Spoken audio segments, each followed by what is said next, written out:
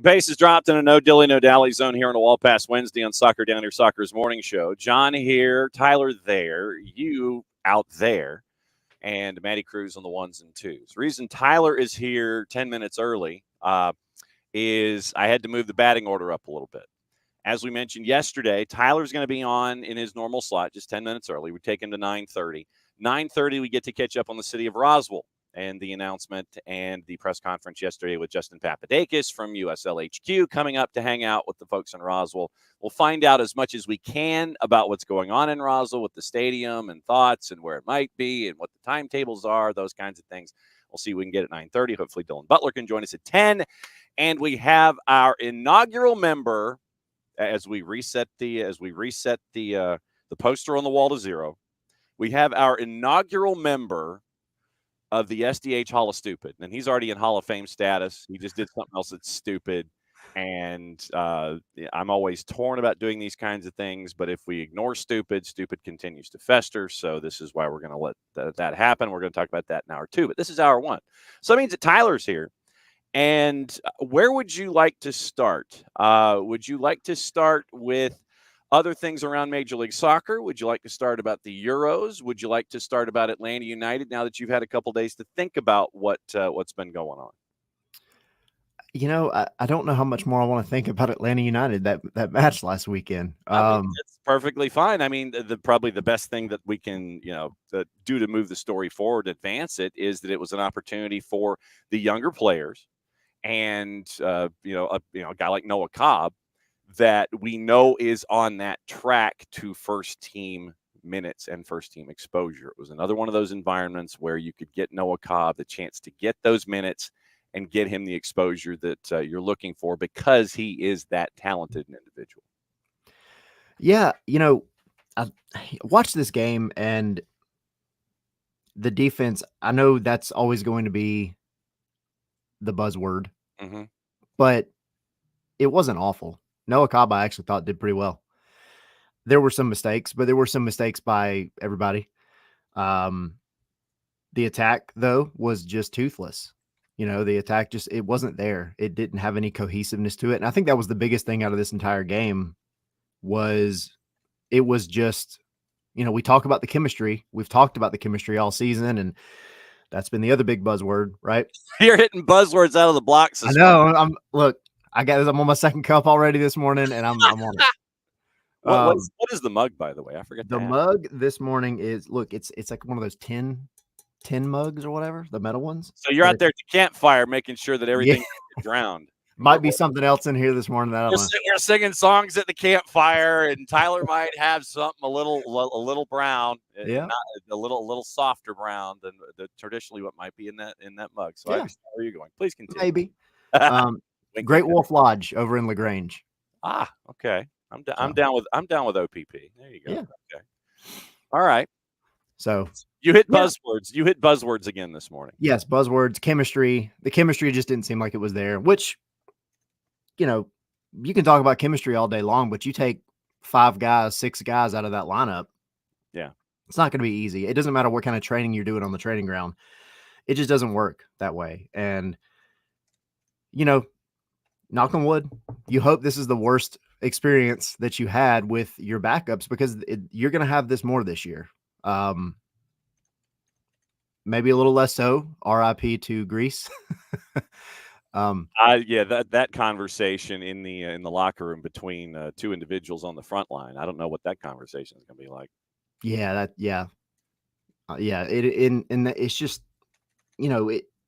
but regardless, it puts the team in a position now where you have to, the young guys have to come out and perform. I mean, the talent's there. We know the talent's there. Mm-hmm. And then, you go back to the second and third striker conversation. It's like, all right, well, at least you've got Giacomakis now. At least you've got a guy that can make something out of nothing. And you may or may not have Saba, considering Saba didn't get the call up this time around. Yep. Does the Georgian national team sit there and say, we're going to dance with what we brung as they go into the Euros? Yep. And I mean, on the right-hand side, you look, if Saba does go, then, you have Edwin Mosqueda running around at 90 miles an hour, and you do that for 60 minutes, and then maybe you have Tyler on the right-hand side. You move You might move Brooks up because that's happened in the past. So there are alternatives there on the right. Yeah, and this is not at all a knock on the backup strikers, which is a Yes. cursed position at Atlanta United, but I am much more comfortable Mm-hmm. with losing Saba and having Mosquera, Wolf, insert other winger here because we have so many. And that's not a knock on Saba either. Mm-hmm. But I feel better about that, than I do losing Yakimakis and having to have Jamal Tiara or Daniel Rios. You're right. And Daniel Rios, once again, Daniel Rios got his first couple of minutes, and it was just, okay, Daniel, go. And once Daniel gets oriented into what's going on, I think he becomes more comfortable as another option up top, and he brings you a different option than you have with Jamal. Jamal, the more of the basketball analogy, more of the power forward type, where Daniel Rios is more your shooting guard. So you have those alternatives available to you in that position when you go to the bench for someone other than Gigi. Yeah, and at some point you just have to hope that one of them breaks the curse, because the only one that came close to breaking the curse was Dom Dwyer, really. Mm-hmm. Yeah. And I mean, I think you can understand to a degree why he wasn't brought back. I still think maybe his style of play wasn't exactly what Pineda wanted, which is fine. And I think that he also wanted to be closer to his children. And 100%. As a dad, you completely get that. Oh, 100%. Yeah. And I've never fault him for that. And I think people, they're like, oh, why did this happen? Well, you have to look at family, because ultimately that's what is the most important. Mm-hmm. And, but yeah, I mean, he was the one that had somewhat of a successful tenure behind the first striker. And, it's not the end of the world for Jamal Tiare. I mean, this is the first time he's really had a cohesive, like, real start, and he's actually got significant time. Did he make the most of it? Probably not. But I hope that bringing in Daniel Rios will help kind of force him to not settle for just being the second. I hope that he's not okay with being the second, because he doesn't want to be the third either. And I hope that it pushes both of them to try to even push Yako for time if it comes down to when he needs a break. You don't want to force Yakimakis if you don't have to. It would be nice, knowing his injury history, to be able to kind of let him back off a little bit if you can. But right now, you don't have that luxury.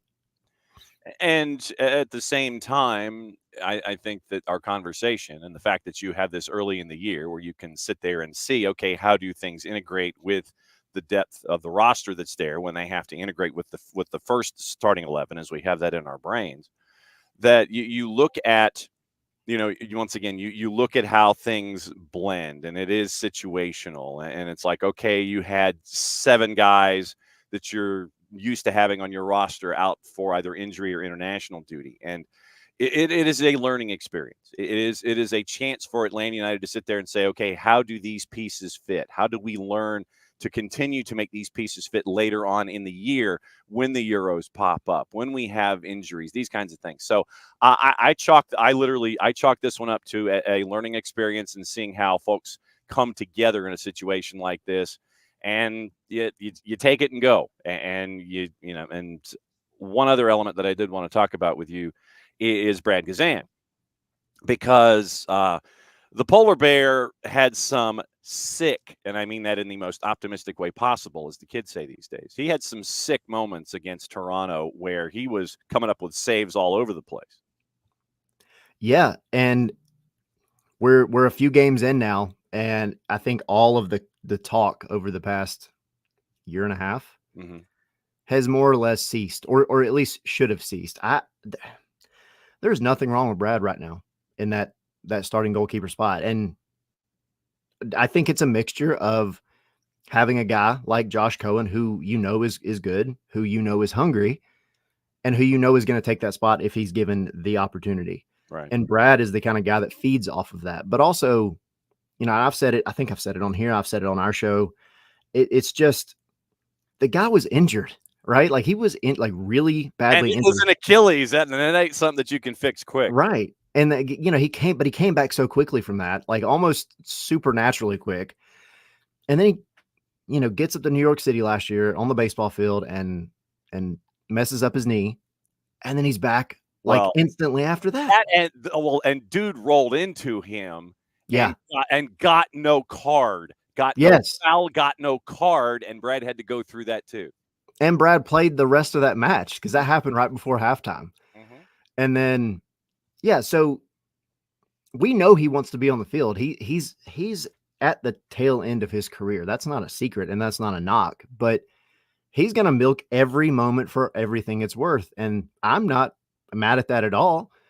But I think it was easy to look back at results last year and think, man, his shot stopping ability is just not great. Well, I mean, if my knee was hanging on by a thread and I just fixed my Achilles with duct tape, like it probably wouldn't be that great for any of us either. But he had this break, he had the off season, and he just looks better. He looks, I keep saying springy and spry. That's what he looks like to me. He just looks like he's got some youthfulness back in his legs. And we already know his positioning typically is pretty good. He's got the experience. We know that. And I think now that he's had the moment to rest and get everything, his confidence back into his legs, he looks good. And I'm not mad at what he's brought at all, even in an 0-2 loss. Like, it is what it is. Again, it's not his fault. He was coming up with some saves left and right. That game could have been way worse than it was. Oh man. I mean, the point blank one where it's to camera left as we're watching, and so the one that's point blank where he literally is there, and he is the Lone Ranger. Yep. And the shot is there, and I think he hits it twice. He's inside his 6. I think he's about 2 yards off of the line. He hits it twice and powers it over the bar. Yep. And it's those kinds of moments where you sit there and go, dude was on his head. We can use every goalie analogy you want. He was a warlock. He was standing on his head. Whatever. I like the warlock. Well, I mean, you can't call him a witch. Yeah, that's true. Therefore, you have to call him a warlock. But but there are some things.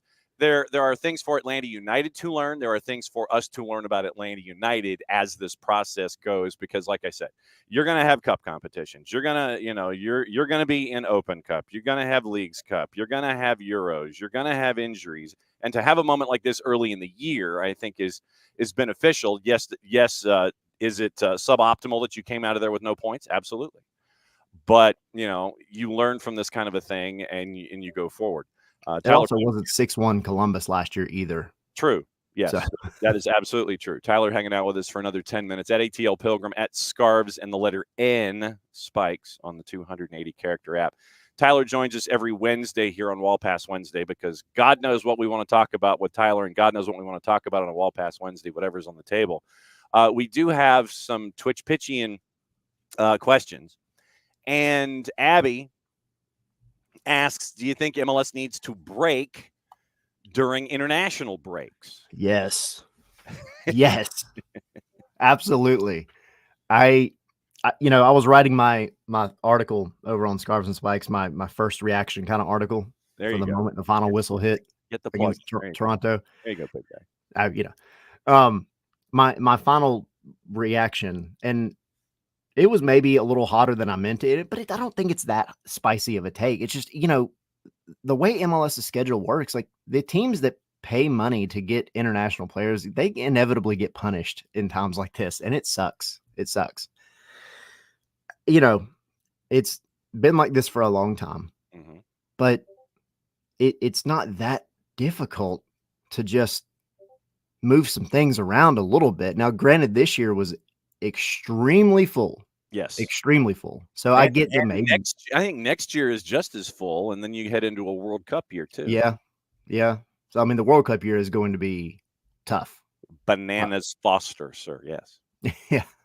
But yeah, I mean, to answer the question simply, yes. I mean, I think they need to take a break. I turned on my TV that morning, not thinking about it at all, because I was so ready for the Atlanta game.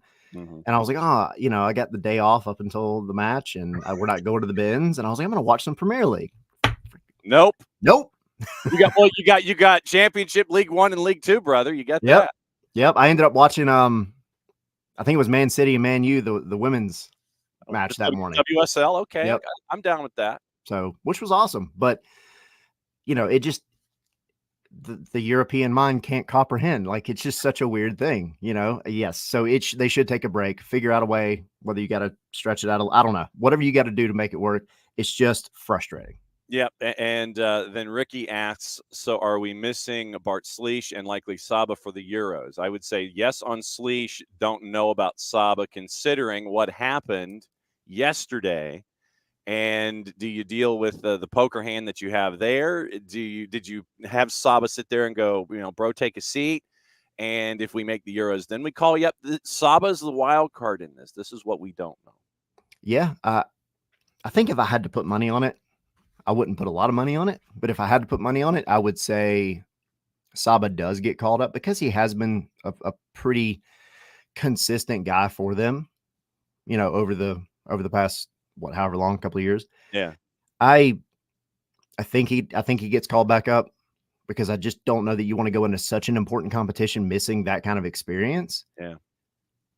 Sometimes you just let guys have a break. Now, this was a weird one because it was such an important qualifier. Right. And that's why I'm like, I don't know. It's tough, but I'm kind of leaning towards yes, probably he misses it. And then of course Slish, absolutely. Yeah. And then what that means in the midfield, once again, is that's why you have Dax McCarty here.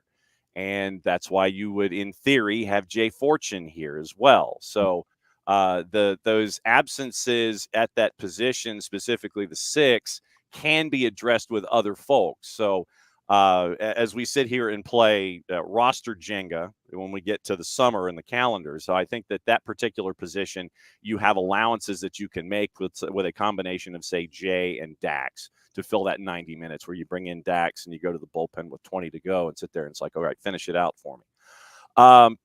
Chicago's coming up, and the issue that I foresee with Chicago, well, actually it's 2 now. One is a negative if you are a fan of the Chicago Fire, and the other is a positive if you are a fan of the Chicago Fire. Hugo Kuipers seems to be a pretty decent play so far in MLS Fantasy. And if you haven't joined the Fantasy League here at SDH, go to the Jason Wright Agency Facebook page, Jason Wright with a W, or Jason Wright with a WAGEN on the 280-character app. Hugo Kuipers so far seems to be putting the ball in the back of the net, and Chicago's playing DJ Crazy Pants sometimes when it's out there offensively. And Kuipers is definitely somebody you got to spot shadow. Yeah. It's so funny because I was just about to bring this up, but I think Niall hit it in the pitch first. You don't have to worry about the wind. There's no windy goals. It is a climate controlled environment inside Mercedes-Benz Stadium. Yep. But, I never know with Chicago. They are such a up and down team, like always. Not just, this year they've been relatively okay. Mm-hmm. But they're just, you never know what you're going to get out of them, but you do know that they've never won in Atlanta, which you have going for you. So, I think, of course, you're going to be missing Stian, which still sucks. At least a couple of weeks, maybe a month. Don't know. Rehab can take it one way or the other, but yeah. Yeah. So I do feel like this defense still is more than capable of handling Mr. Kuipers, but it's more about the transition from them up to the front that I'm concerned about. And I think that was what was missing so much in this last match. And of course, you're going to have guys coming back and everything. So I'm still confident about it. I just think after this Toronto match, you turn this into more of a quote unquote must win, which all your home matches should be must win anyway. Yeah.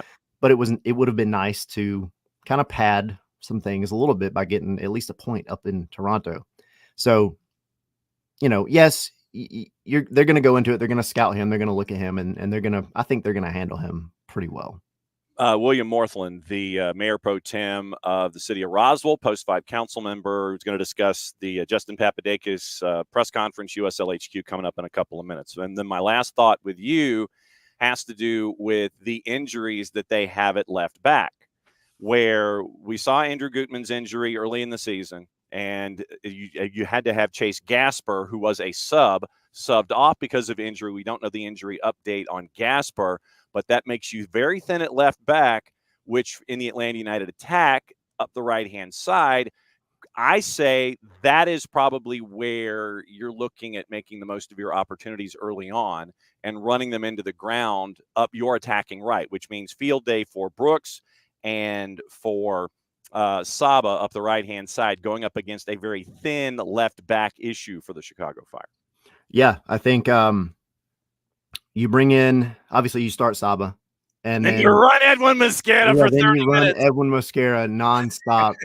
And what I want to see a lot of is, because they're going to pick on that right side. They have to. They absolutely have to. So you're going to see Atlanta's left back, depending on who's starting with rest and all that kind of stuff. But let's, Caleb Wiley. Sure.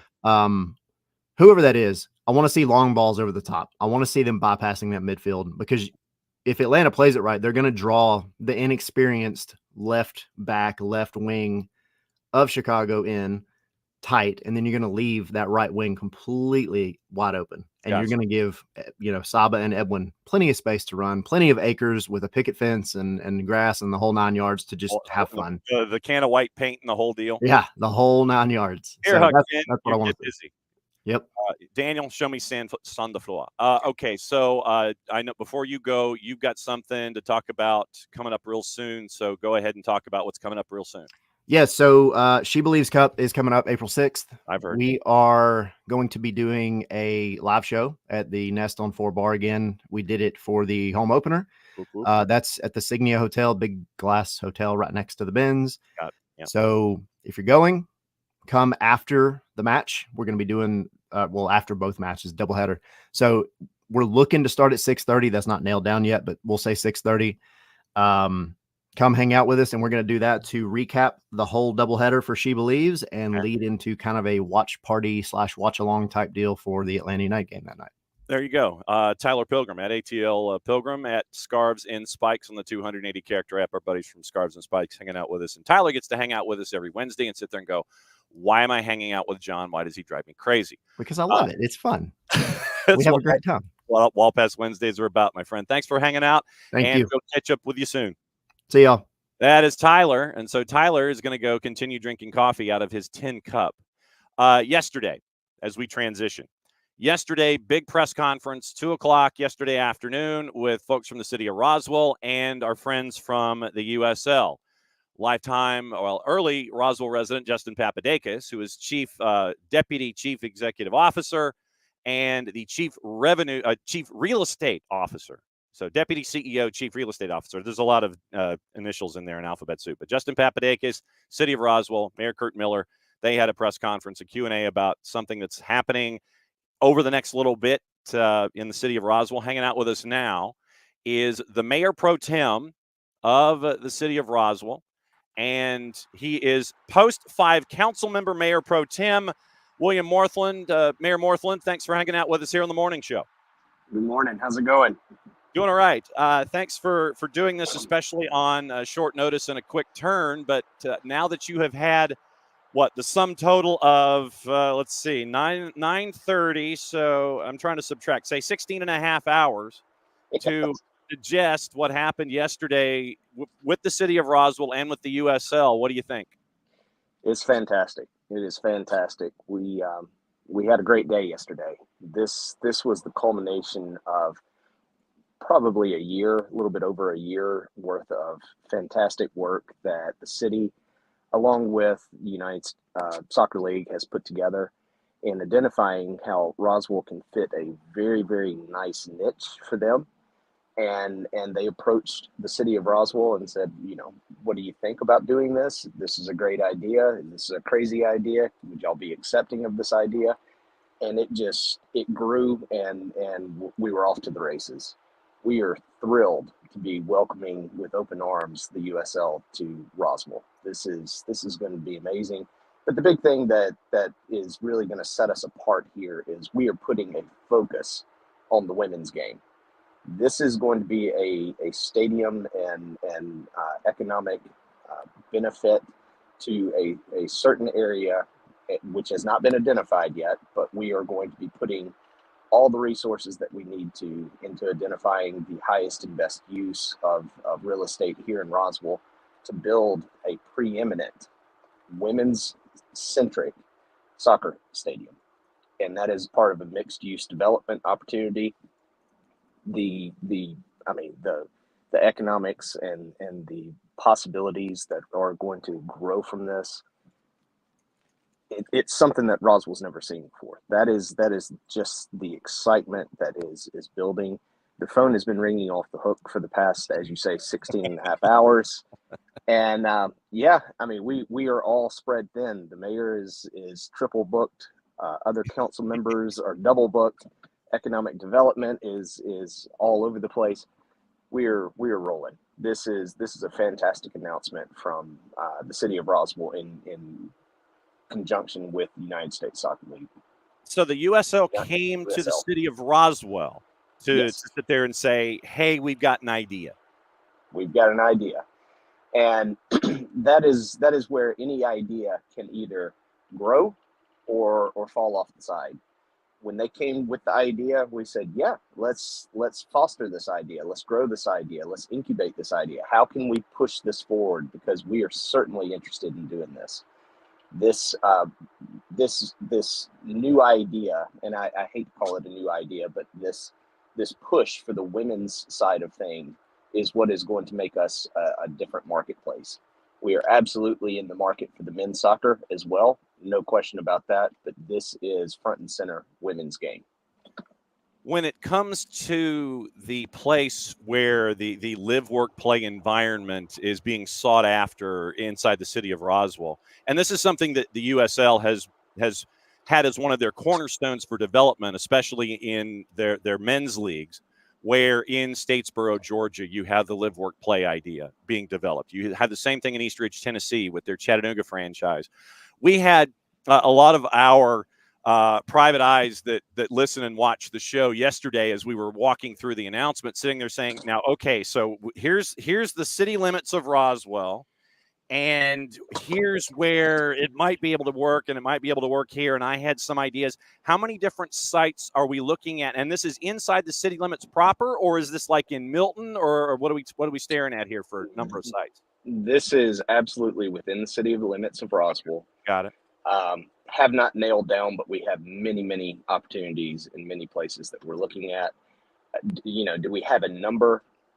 Several would be the number at this point, and I've been given very clear guidance that needs to be where we settle that question. But, absolutely. Is this a dream? Is this a hope and a dream, and we're just going to throw it up and see if it works? No, we've done a lot more due diligence on this. We would not be in this place with this announcement if we had not done all the work that has gotten us to this point. So we are committed. We are serious. The USL is serious, and just seeing the twinkle in Justin's eye yesterday was something that you just can't replicate that anywhere else. He is very proud. He is a Roswell resident. He is very proud to be bringing this home. I was going to say, when you got a Horseshoe Bend guy who wants to bring an idea of live, work, play back home, that adds a different dimension and probably an acceleration of purpose, because right now it's a letter of intent to New Year's Eve, and it can be extended after that. It seems like the USL is profoundly motivated, is probably the best way that I can describe it, especially with a Horseshoe Bend resident, a guy who grew up in Horseshoe Bend, and Justin Papadakis, that was a part of this discussion. To use the word profound would be exactly what Roswell would be as well. Okay. I would say USL is profound in this. Roswell is equal. We are welcoming. This is a great marriage. We are welcoming one another with open arms. I know that sounds kind of corny and cliche, but again, back to my prior statement, we would not be in this situation if we have not done the due diligence to make sure that this is an idea that not only is going to work, but is going to be successful. William Morthland, Post 5 council member, mayor pro tem of the city of Roswell, and he is also the liaison to community development and economic development. And having that on the business card also helps out this discussion. When it comes to Roswell and it being an economic driver up Georgia 400 and spreading across both sides, because as we explain this to listeners outside the footprint and viewers outside the footprint, Georgia 400 is like, if you look at a map of the city of Atlanta and you have Interstate 285, and then you have Georgia 400, which basically goes from the center of the clock right up through 12 noon. Yep. You're going right up to Roswell and in that area. For those that aren't necessarily as familiar with Roswell and how things have gone economically and in a development sense over, say, the last 5 years, how has Roswell grown to be able to be confident that you can have this 8,000 to 15,000 live, work, play stadium situation available to you that you can handle? So the stadium that we're running with is going to be a 10,000 seat stadium with the accelerant of being able to expand to 15. And getting back to the original question, how can we handle this? Mhm. The economics, the household median income here in Roswell will certainly be able to do this, along with the neighboring areas that will be funneling into the Roswell area for game days, not just game days, but all the things that come with this economic driver. Roswell has a map that has exclusive rights over the team, and this is going to be a map that extends from a little bit south of Roswell to the east, to the west, to the north. So we are having the exclusive rights to what we're looking to do with this team, not only the teams and the live, work, play development area. We are just working this through right now. Yeah. So when it comes to, so this sounds like it's Sandy Springs to Milton to Cobb County and over. I mean, unless I'm talking in a very, very short idea when it comes to the geographic footprint that you're attached to. How much of a soccer fan or how much of fans of the sport is the city council coming in and the mayor coming in? How much of a soccer fan were you folks as a group before this discussion even started with Justin and the USL? Very much so. The mayor, some of our personal stories. The mayor was a high school soccer player way back in the early days during the Huntsville, Alabama, early days of soccer first coming to the South. Yeah. He was a very, very fast player. He was a football player. He was a boxer in the Army. And I share that with you to say he was an athlete. When soccer first originated within his high school and they were starting the team, he was piddling around with the idea of playing football another year. But the soccer coach saw how fast he was, and so he put him as a striker. Mayor Wilson didn't know anything about being a striker. And the coach just said, "Look, Kurt, this is all I need you to do. We're going to kick the ball down the field. We want you to run onto the ball, grab the ball, and just dribble it towards the goal. If it goes in, once you dribble to the goal, make a shot, dribble around the keeper, whatever you need to do, score." And apparently, the story that I've been told is he was a league-leading scorer because of his fast pace and his ethic to really see that through. Mm-hmm. Other council members, me personally, I grew up playing soccer myself in a rural town in Selma, Alabama, but Selma capped out at 8th grade. We no longer had a soccer program. And I transitioned my soccer skills into playing football and was place kicker for the high school teams. There you go. And went on to college to kick for UAB. I was at University of Alabama from 98 to 2003, as I was always the backup kicker. I never could make that jump into the number one guy. There was always that guy that I couldn't get Coach Brown to sit there and say, "Hey, put me in." Watson, I was pulling on Watson's shirt tail for about 5 years there. But no, the reason I share that with you is because while I was at UAB doing football, I met my wife. My wife was on the women's soccer team at UAB. And she was there from, I believe it was 2000 to 2003, 2004, somewhere in there. And, I got a really good appreciation for the women's game after watching her and seeing all the things that the women's team do. And that's where I truly got an appreciation for the toughness that they bring to the game. The women, when they play the game, they play the game. If they get fouled, they're getting up. They're not rolling around making a big Hollywood story out of this, asking for a foul. They're Well, getting up. They're playing on. unless you look at the Brazilian team sometimes in international competition, I got the one-liner in. I got the zinger. Yeah, there you go. You see where I'm going here. But yeah, she's thrilled. My children are thrilled. Everybody is thrilled. The other council members, they are just, they're besides themselves seeing this come through, because when this first idea came about, it's one of these, not necessarily crazy ideas, but it's one of these ideas that we're looking at and saying, will this work? Can this work? And as we've put the efforts into it, and it has become known that, yeah, this would not only work, but this would set Roswell apart. This would put us on the map as being the preeminent program, and the rest is history. Just, if everybody's excited now, just wait to see what comes. And I know that in other projects inside USL, 8,000 seat facilities, the Colorado Springs facility, I think, had a price tag of $42 million. I don't know if you guys have gotten into the monetary idea of what the live, work, play will be, and the financing, and where the money is going to be coming from, and all that kind of stuff. When it comes to the economics of this deal, the city of Roswell is, as of right now, very confident that the LOI that has the end of the calendar year attached to it, the city of Roswell is confident that something will happen inside its city limits involving the USL and this live, work, play idea. You guys are that confident? Absolutely confident. Yes, sir. Okay.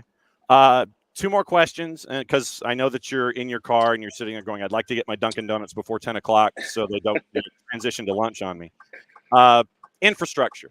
And I know that a lot of folks who follow the sport here in the city, and they have issues getting from one part of the planet to the other. It seems like construction is perpetual on 285, and getting on the correct off ramp to get off 285 to go up 400 sometimes turns into an adventure on a daily basis.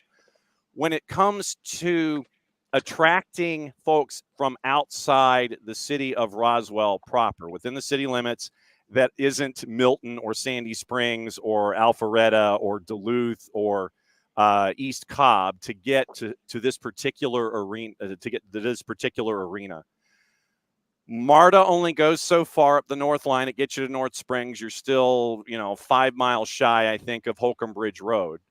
Right. When it comes to the infrastructure and all of the roads issues that you would anticipate in the build and access, I guess when it comes to the infrastructure element of this, what is the city anticipating when it comes to the other efforts that have to be made to make this project go, and make sure that, you don't have folks on a 2-lane road trying to look like they're going to a rock concert or something, and you've got like nine hours worth of traffic? How does the city feel about addressing this particular element of it? And that's a really good question. And with such a large project coming through, that is one of the things that needs to be addressed. Some of the numbers that you were putting forward when it comes to state route this and US highway that, Roswell only has purview over certain things, and that is Roswell specific streets. All the numbers that you just named off were either national or state roads. Got it. So this is going to be a partnership. We are absolutely going to have to work through the ins and the outs with the partnership with the state of Georgia Department of Transportation, as well as federal, if there's any kind of federal that needs to be done. But that's where we're coming into. We're under the due diligence piece right now with the letter of intent. Yes, letter of intent's been done. Now it's up to us to work with our community partners, such as Georgia Department of Transportation, to put the roadmap together to help the traffic concerns of which you're alluding to. Because as you were starting to talk about the traffic, I just started getting flashbacks.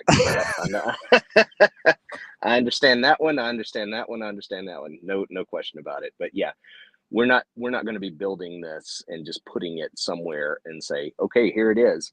We've got to do the traffic studies. We've got to do the traffic due diligence on this piece, and it is going to be a community effort when it comes to Georgia Department of Transportation, Fulton County, as well as if there's any kind of federal in there as well.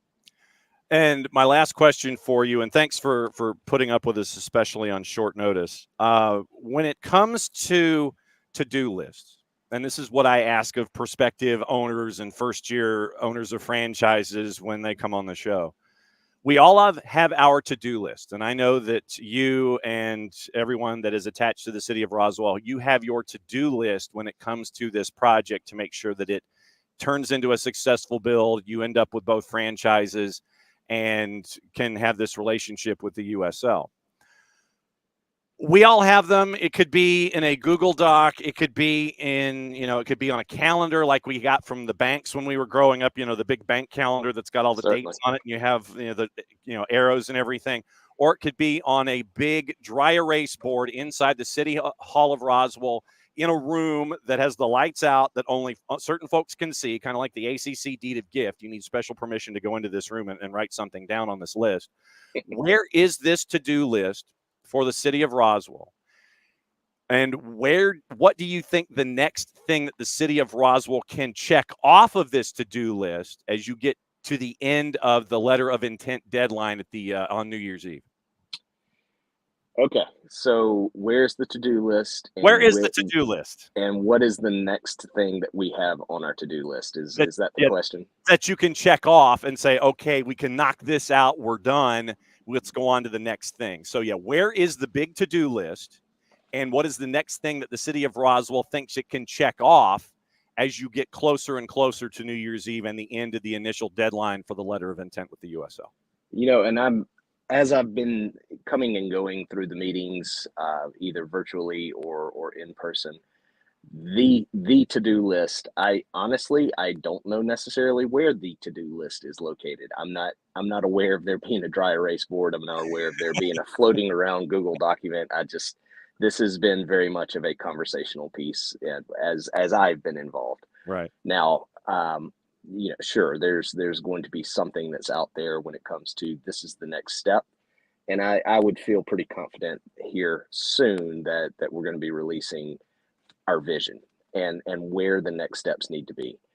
That glorified big board, I'm not aware of it. I'm sorry. It's not in the basement of City Hall where Mayor Miller has a key and he sits there. It's like, okay, here's the magic key card. It's like the golden ticket. You sit there and go, okay, here's the key card. Here's the door. Go in here. You can turn the lights, and you end up with like 5 spotlights on this big 6-foot by 8-foot whiteboard. I didn't know something. It'd be interesting if we had that, but no, I'm not aware of that. Next things that we're going to address and what is our next check off mark would be. Mm-hmm. I would say at this point with this letter of intent that's going out, we're going to start listening from the city's perspective. I can't say anything about the USL because the USL is doing their own thing. But from the city's perspective, the next thing we're going to be doing is listening to our residents and understanding what their concerns would be, understanding their excitement level, really gaining and gathering that feedback from the city's perspective as we are here 16 and a half hours into this announcement. I would say that would be our next thing on our list is really working with our residents to make sure that they understand all the economic benefits that potentially could come from this live, work, play, as well as, putting a women's and men's soccer team on the map here in Roswell. This is going to be a fantastic thing that's going to continue to leverage our long-term economic development plans for this area. No doubt. That would be the next thing. And we will be keeping an eye on it. Mr. Morthland, thanks for hanging out with us, especially, when we rang the bat phone there in the City Hall. It's like we'd like to have someone come on the morning show and break everything down. Thanks for being a good sport about it and picking up the phone. And if there's anything going on, obviously we'll be keeping an eye on what's going on here at SDH. But obviously we'll be reaching out as things continue to grow. Thanks for hanging out with us here on the morning show. Absolutely. Thank you guys so much for having us. And we look forward to doing this again when we have some more to share. Let's plan on that. No doubt about it. Open door policy here at SDH. Mr. Morthland, thanks again. Thank y'all. All right. That is William Morthland. He is the mayor pro tem of the city of Roswell. He is the Post 5 council member. He is also the liaison to community development and economic development, which makes a lot of sense to have him on to discuss the first day, really, with the conference yesterday, the press conference yesterday with Justin Papadakis of the USL, a guy who grew up in Roswell. And so a Horseshoe Bend subdivision guy comes to Roswell, and it's a live, work, play idea. How about we do it here? And so now the city of Roswell and the USL have a letter of intent until New Year's Eve. It can be expanded from that point as they try and work their way toward the live, work, play 10,000 seat, expandable to 15,000 should demand make it, where they're going to be housing a USL Super League franchise and a USL Championship franchise. We did not get into the USL specific issues because there are certain questions that are tied to our friends in Tampa. And so Maddie has been banging on doors. Maddie has been banging on doors, and it's been she's been really picking up the phone trying to see if folks in Tampa can answer with what's been going on. But Maddie Cruz on the ones and twos. Let me bring in Maddie. I know that a lot of folks are excited about this announcement. They're excited about what could be. And that's why I wanted to ask Mr. Morthland the last question. It's like, okay, what's the next thing you think you can check off of this list? So we have until, we have 9 months and 4 days for this letter of intent before it could be renewed for another 9 months. So 9 months here takes you to New Year's Eve. We go from here. Maddie, now that you've had the chance to listen to Mr. Morthland, the mayor pro tem of the city of Roswell, what'd you think? Well, I thought it was really interesting that that it was USL that approached Roswell, and I love that. I mean, but thinking about the relationship between Justin and Roswell, that kind of makes sense. Yeah. It makes sense why they would do that. I was very excited to hear too that there's a big emphasis on the Super League with the women's side. I think is really exciting because I think it's great that we're going to have a USL Championship League, but I think it's awesome that we're going to be hopefully we're going to be one of the teams to start in the Super League. That's pretty cool. It's pretty awesome. Yeah, so if things come to pass where everyone agrees, and as we did yesterday, and we did the detective work on where it could be, and that's why I wanted to specifically ask Mr. Morthland about the notion of, okay, is it inside Roswell proper? Is it in the suburbs? Where is it? And this is the other element, Morning Harry, that is attached to this. This is an inside the city of Roswell in Bayerns kind of deal. And so I know Tom Cato yesterday is a part of the detective agency, and Abby and everybody that was trying to figure out, okay, where could this go? Where could this go? And I mean, you got to look at space that currently isn't being used. And I know that there's going to be environmental interests considering where you are in relation to the Chattahoochee River, those kinds of things. And I know that the Roswell River Rats, I think, has already been presupposed as a possible nickname for this club that has yet to exist. But the fact that a Horseshoe Bend guy came to the city of Roswell and said, hey, I got an idea for live, work, play. And now that you have I did not know the football playing past of the mayor in Huntsville, and the fact that Mr. Morthland was the kicker, one of the kickers at UAB. I thought that was interesting too. So he came from Selma, Alabama, but we know from our time covering high school soccer, we know about the footprint up Georgia 400. And so this is going to be a very, very interesting next couple of months as the city tries to figure out where can we put this. And I could not let it go without asking the question about infrastructure, because we all know going to venues, not just sports venues, but going to venues these days, sometimes you are stuck in traffic forever. It is 2 lanes in, 2 lanes out, and it ain't fun. And so what would the city of Roswell do? And Mr. Morthland mentioned the cooperation, obviously, that's going to be needed with the major thoroughfares that are attached. I don't think anything has to happen to Georgia 400. I think you're fine there. Georgia 120 to me will be an interesting element in this. Holcomb Bridge Road, the main artery that works its way in and around Roswell proper. You get off at Holcomb Bridge Road at that exit, and you build out Georgia 120. This is where the DOT comes into play.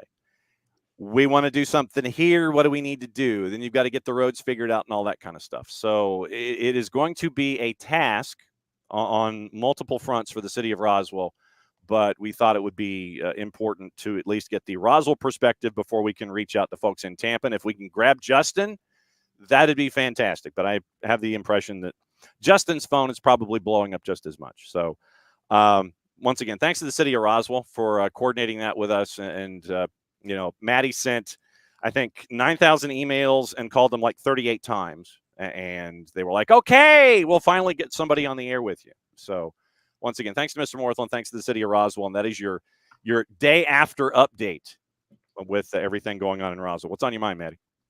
Well, big news. Not big news, but Doug Robertson just tweeted and reported ticket sales for the She Believes Cup in Atlanta is now past 39K. Okay, so that's the number. That's the number that would set it right even with the modern day record when it comes to a standalone event like that. So right now you're at 39,000. So you're at 39,000 tickets.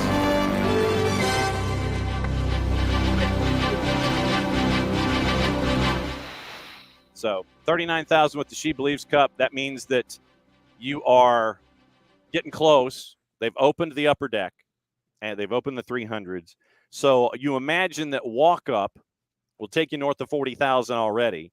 You've got until April 6th, so you're looking at 10 days away, week and a half from now. Roster came out yesterday. We talked about it before we went off the air. But right now, the 300 level is open. Get as many of your butts in there as humanly possible. Go to ussoccer.com/tickets, ussoccer.com/tickets. And thanks to US Soccer for being a proud sponsor of what we do here on the SDH Network when it comes to our high school matches of the week. Maddie, before we turn into hour two, what was it like last night with River Ridge and Sequoia? Ooh, it was a fun one. The boys' game was, wow. Golazo. Oh, wow. I mean, I didn't think the game would end. It was crazy. River Ridge obviously came out on top 5-3. Oh, wow. 2 goals and scored in overtime. It was tied 3-3 at the end of regulation. So then we went into overtime and River Ridge came out on top. So River Ridge is the region champs, and now they move on. I believe they'll have a break, and then they'll have another game, I believe, against Buford, and then that's when state championship starts to kick up, which is all very soon. It's very exciting. Yep, got a couple of weeks left in the regular season. Some folks are done with region play, and you end up with a couple of non-region matchups to fill your schedule. And our week, it really just got started with that matchup last night. And today, I will be up at Denmark for the doubleheader with Forsyth Central in Denmark. That one, I believe, is 5:30, 7:30 on the network. If it's 6 and 8, I'll let you know. But I think it's 5:30, 7:30. Thursday, it is McIntosh at Stars Mill. We'll all be down at Stars Mill for that one. And on Friday, we head to the mountains. And we go to our first trip to the mountain region here for broadcasting the SDH Game of the Week presented by our friends at Kaiser Permanente. Kaiser Permanente for all that is you at KP Georgia on the 280 character app. White County and Gilmer County. Looking forward to that one on Friday night. And we all get to catch our breath on Saturday before Sunday and Chicago Fire making their way to Mercedes-Benz Stadium to take on Atlanta United. And it should be decent weather. So the Easter Sunday special involving Chicago and Atlanta, that'll be 3:45 kick, I think. 3:45 or 3:50. I think that it's on Big FOX, and they get the Super Hyper Mega pregame show that's attached to it too. So that's why it's at 3:45 instead of 3:40. Or they might come on the air at 3 o'clock or 11:30. Shoot, I don't know. They could be doing the really long pregame show, but 3:45 is the time that has been floated. And so we will see what's up with our friends Atlanta United and the Chicago Fire. We got into that discussion a little bit with Tyler at ATL Pilgrim on the Twitters and Nat Scarves N Spikes, the letter N Spikes on the 280 character app, and they'll go through it all on their live show. You can watch them on the YouTubes as they roll through everything. So they do have the super hyper mega pregame show on Big FOX. It is an actual kickoff. Abby, God bless you. 3:55. So it is the super hyper mega super long Big FOX pregame show. Broadcast starts at 3:30. Kickoff at 3:55 on Big FOX. That way it carries itself all the way to 6 o'clock. And then you get into the 6 o'clock news at that point. What that traditionally means is that means that Abe and Garrett, I think, have another 10 or 15 minutes that they have to fill. So remember, hour before, and I guess in this case, an hour and 25 minutes before, Abe and Garrett on 92.9 The Game, and then an hour after the match, Abe and Garrett, Mike and Jason, and hopefully we will be having 3 points to discuss for Atlanta United, 3 in the back of the net, and maybe more, and 3 points on the board for Atlanta United as they take on the Chicago Fire. Gates open at 2. Okay, yeah, and traditionally, if you're thinking that, because of it's not Fox's fault that you would have things open later in a situation like this. Traditionally, if it's like a 3:30 kick, then 90 minutes before the gates would open. Gates are still going to open at 2 o'clock, right, Abby? 90 minutes ahead of scheduled kickoff, 3:30. So doors open at 2.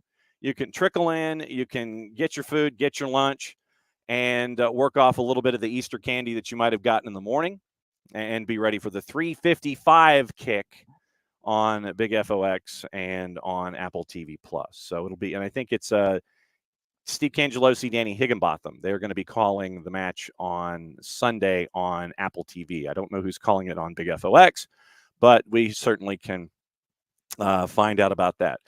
We have not had the chance, and like I said, waiting for the busiest man in the Northeast to see if we can spring him away from his busyness, but he has just let us know. Breaking news. Busy morning, really crazy. So hour number 2 on a Wall Pass Wednesday is all ours. So we get to talk about whatever we want to talk about. But last night, for those of you that might have other, how do we phrase this? Other teams in your social media.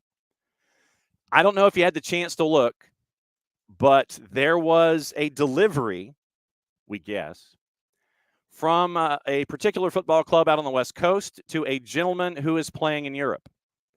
And so now it appears that the idea of the next 18-month signing for LAFC is going to be Olivier Giroud.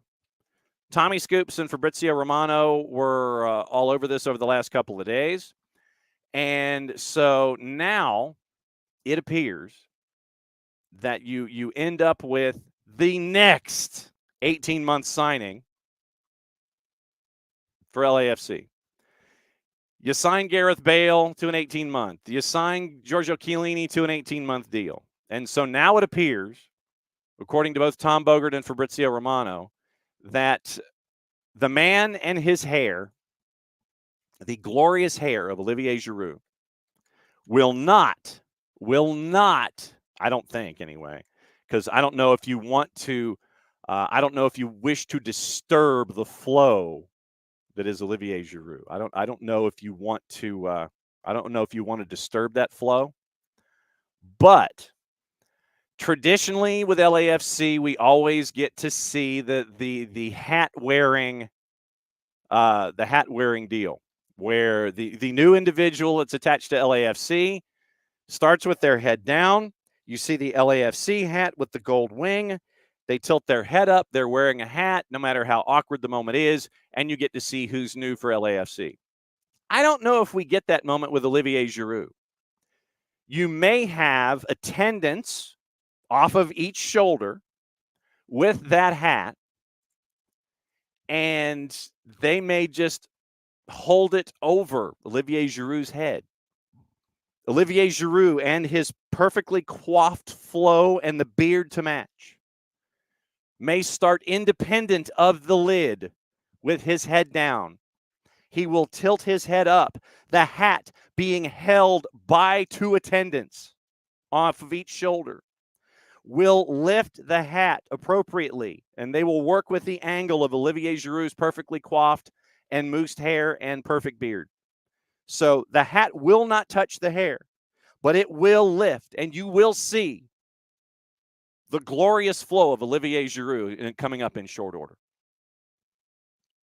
That's what I anticipate. I anticipate that there will be attendants that will be there to, quote unquote, put the hat on Olivier Giroud. You ain't messing with that hair. You ain't messing with that beard.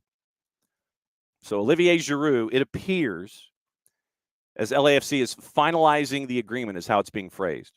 Fabrizio Romano, while we were sleeping, verbal agreement to sign Giroud on a contract valid until December of 2025. After interest revealed in October, formal bid earlier this week. Initial agreement is in place. Romano said nothing signed yet, but close to being done. Here we go soon, is how Fabrizio Romano had phrased it. Tommy Scoops said that they were finalizing a deal. Joining LAFC this summer when his contract with AC Milan expires. He would join LAFC after the Euro, which runs through the middle of July. Summer transfer window opens on July 18. So in a perfect world, Olivier Giroud could be done with the Euro and then fly to Los Angeles for his moment in the Southern California sun in the middle of July. Right after the Euros, hey man, I'm taking a flight. I'm out. The guaranteed portion of the deal, according to Bogert, runs through the 2025 season. Sources add. LAFC has had his discovery rights, meaning they've got the priority to sign him ahead of any other MLS club. The discovery rights thing, that I don't know about that. You ought to just, it's like, look, I'm interested. Shoot. Heck, look, I'd put discovery rights on Kobe Mainu or Erling Haaland. Doesn't mean I'm going to get him, but that's what discovery rights, that's what discovery rights are. It's just, look, if you're interested, go. But I was in line first, rawr. Then you have to say the rawr when you're making your point. Discovery rights. Okay, fine. Giroud, who is 37, is France's all-time leading scorer, still active with the French national team, just wrapped up international duty this week, appeared in a friendly against Germany. AC Milan, 12-8 in 26 Serie A appearances. He's played 1,850 minutes. Second in Serie A, facing Roma in the quarterfinals of the Europa League. So then you would have Denis Bouanga, who wanted out, and then LAFC signed him to a new deal. But once again, remember, you're controlling the asset in as much as you're keeping Denis Bouanga in-house. Christian Oliveira, Giroud, Bouanga. Beat Nashville 5-0 on the weekend. That's another topic coming up in a bit. Bogish, who is a natural central midfielder, has been head coach Steve Cherundolo's choice at striker, playing more of a false nine, according to Bogert. Club's 2 natural options at the position are Tomas Angel and Nathan Ordaz. Since joining Milan from Chelsea back in 21, integral to Milan's success, including winning Serie A in his first year, 46 goals in his time in Italy. Everybody knows that his hair has been perfectly coiffed dating back to his time at Arsenal. Broke through with Montpellier a little over a decade ago. Won Champions League, Europa League with Chelsea. France got to the World Cup final in 18 and 22, beating Croatia in the 18 final, losing to Lionel Messi on penalties in the 22 final. 56 goals and 130 caps for Olivier Giroud internationally. So it is nearing a deal. Nearing a deal. So that's where we are. Nearing a deal. And we'll see. So that's the next 18-month signature. It's like LAFC is becoming selectively veteran in their choices. It's like literally they have the kids that they come up from now Ventura County, but that's LAG. But LAFC 2, you have the Nathan Ordazes, and you've had the academy system work. Coaches in Los Angeles don't really put a whole lot of folks from LAFC2 on the first team roster, but that's another issue entirely, and give them quality minutes.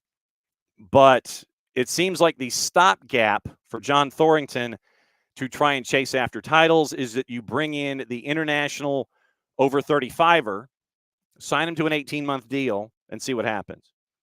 Chiellini, Bale, and now apparently Olivier Giroud. So, yes, and Alex is reminding us of the jawline of Olivier Giroud as well. Yes, absolutely true. It is the hair, the perfectly coiffed hair, the beard, finely manicured, and the jawline. So all three. Our Tyler says it'll be a scarf and a pair of sunglasses.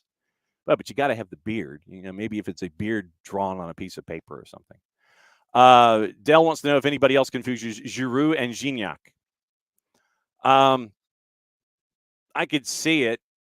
Just the fact that it's a little bit more easily accessible for me to watch 2 to NA than it is Paramount Plus to watch Serie A versus and our friend Poppy Miller on the desk versus 2 to NA to see our buddy Gignac and Tigres.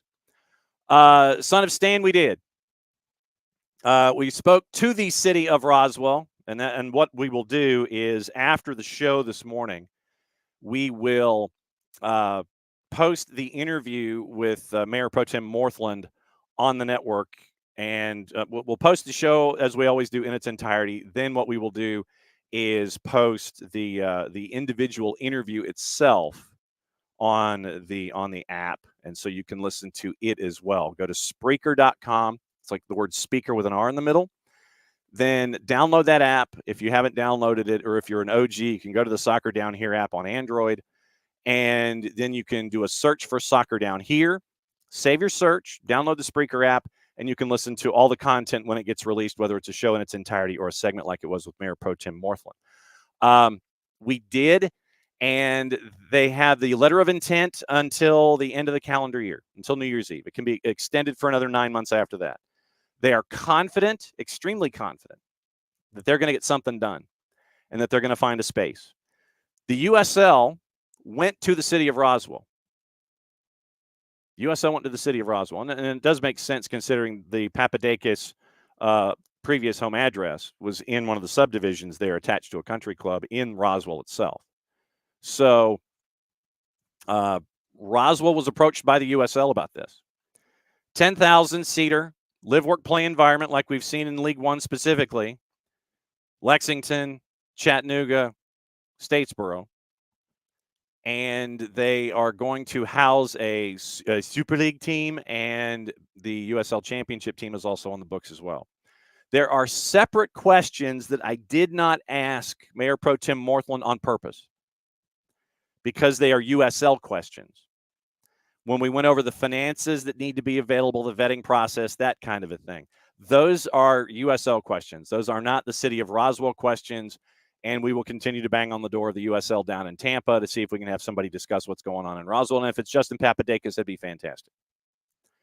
So 10,000-seater, expandable to 15, looking at sites inside Roswell proper, city limits, not like in Milton, where Abby found 40 acres of land available for purchase, but apparently inside the city of Roswell. So that to me sounds like it's going to be the repurposing of what we were discussing yesterday, having to do with businesses, and since we no longer call them strip malls. So I would probably venture to say 1 or 2 mall sites. Like I said, I have one in mind, and I want to see, I'm holding mine internally, and I want to see if what I think matches one of the site ideas that the city of Roswell and the USL think. But 10,000-seater, expandable to 15.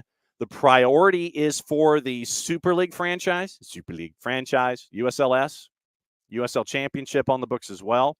But they're excited to have this 10,000-seat facility engaged with a USLS franchise. So infrastructure is a problem that has to be addressed. Mr. Morthland did say that they're going to have to have conversations both with the State Department of Transportation and the big Department of Transportation in Washington, D.C., specifically if there are roads involved that are either federal or state thoroughfares that are attached to the site involving the road, because traffic in that part of the country ain't all that great to begin with, especially during rush hours. And if you have a 10,000 seat stadium where you probably have to have just as many parking spaces or 7,500 parking spaces nearby and access in and out, and you're trying to get folks to get to your building for a 7 or a 7:30 kick on a weeknight, that's hell on the roads. So you got to work on infrastructure. MARTA line, the public transportation, is still 5 miles short of Georgia 120. What are you going to do with fans there?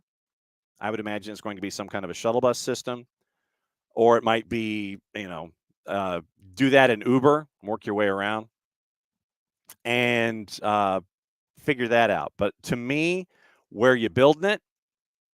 Where's the money coming from to build it? How much investment is the city going to have in this once they announce the site? Is the city going to have bonds? Is the city going to boost millage rates? Is there going to put a tax on associated events in the venue? Is it going to be a combination of all three? Is it something else we haven't thought of? Those kinds of things. Those are City of Roswell questions. And like I said, we've got an open door policy with the City of Roswell. Mayor Miller, Mayor Pro Tem Morthland, they want to come on. We'll talk about it. But right now, 10,000 seater, they're really jacked about it, and they're looking forward to seeing the next stages in there. Is it going to be both women's and men's teams from the jump? That is the question. That is one of the questions, because, Tom, we talked about it yesterday, and it's important to continue to remember these kinds of things. The U.S. Soccer Federation has specific bylaws when it comes to owners who want to own franchises in first and second division sanctionings, to create a word, here in the United States. For the first division, the USLS, the Women's League, the ownership group has to have a total net worth of $25 million. Doesn't matter what level, doesn't matter if it's men's or women's. Division I, you've got to come to the table with a net worth of $25 million as an ownership group. If you are the lead owner and you have, if I remember correctly, you as the lead owner, let's say, Tom, you're the lead owner, and you have to have at least 35% of the 100, if you're the guy at the top of the pyramid, of the ownership group of Airborne DJFC, then you, sir, have to have a net worth of $15 million. You have to show proof of this to the U.S. Soccer Federation and to, I would imagine, the league that is in charge of that first division club. Your whole ownership group for a first division club attached to the U.S. Soccer Federation, $25 million net worth, and you got to show it. Second division is $20 million net worth for the entire ownership group, and I think it's 10 for 35%. So women's division, first division sanctioning, $25 million net worth of the entire ownership group. Majority owner has to have at least 35% and has to be worth at least 15. Second division, $20 million across the board for all the ownership groups. Once again, 35% for majority owner, and I think it's 10.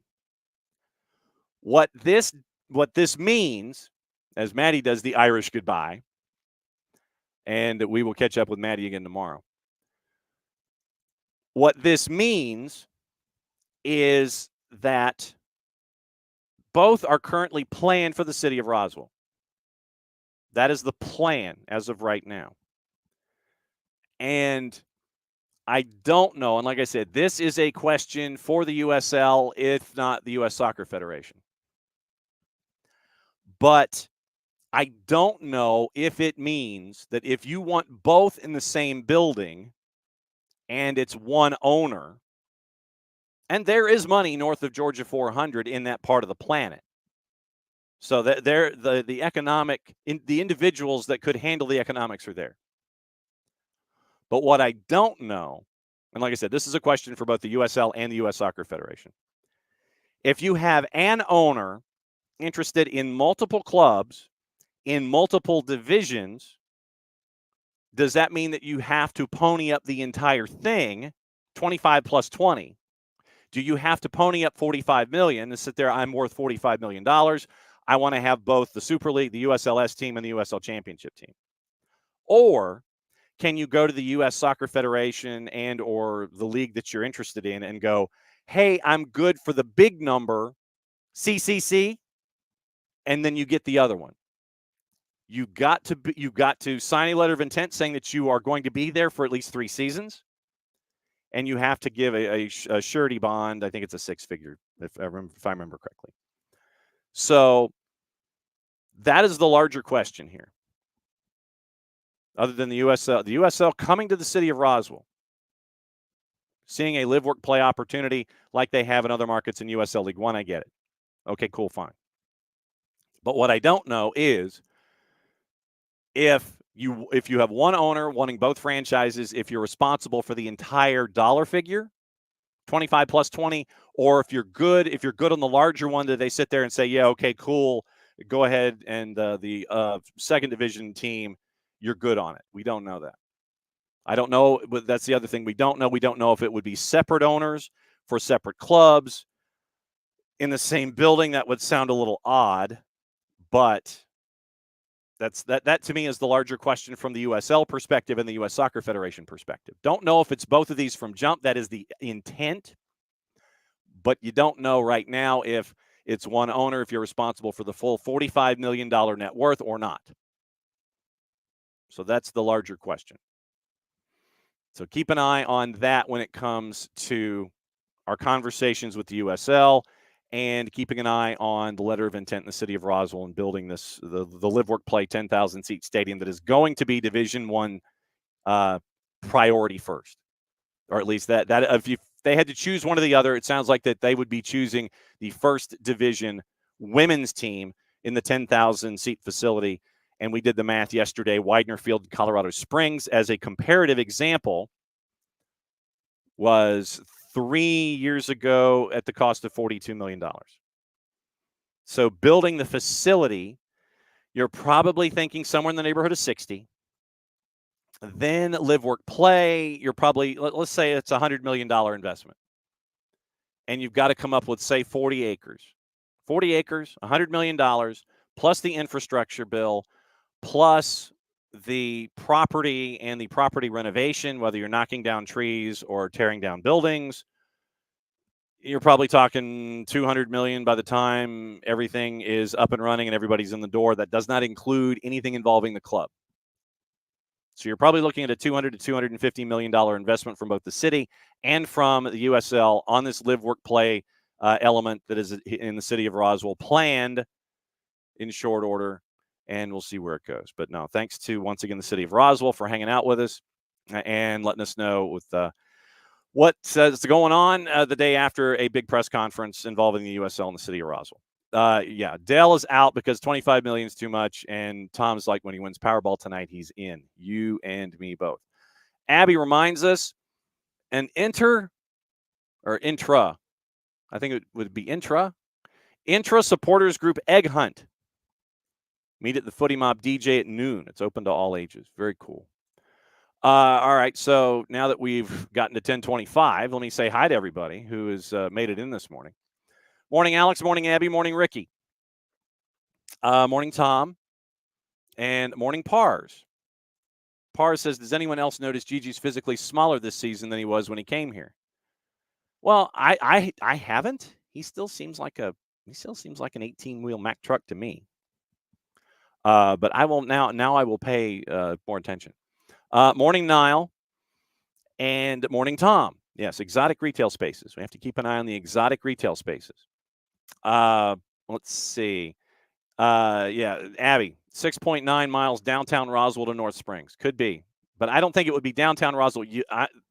In our looking at the atlas yesterday, the notion of it being something where, all right, you got to have space to do it. You've got to have geography willing to seat it. That's why I think it has to be rehabilitated space. It won't be anything new. The site I have in mind has exotic retail space on both sides of a major thoroughfare. And I think you could do parking or the live aspect on one side of the road and the stadium and possibly parking and the live. So it would be like the work and the parking structure on one side of the road of the major thoroughfare, the play and live on the other side. So you're, like I say, you're probably looking 40 or 50 acres. But but the spot that I have in mind, I'd have to go up and drive around now in the city of Roswell to look. But I think it would be on both sides of a major thoroughfare. You have the stadium on one side, the parking on the other, the living on one side, the working on the other. So it would be like both sides of a major thoroughfare. That's just what was triggering in my head as I was asking the question this morning.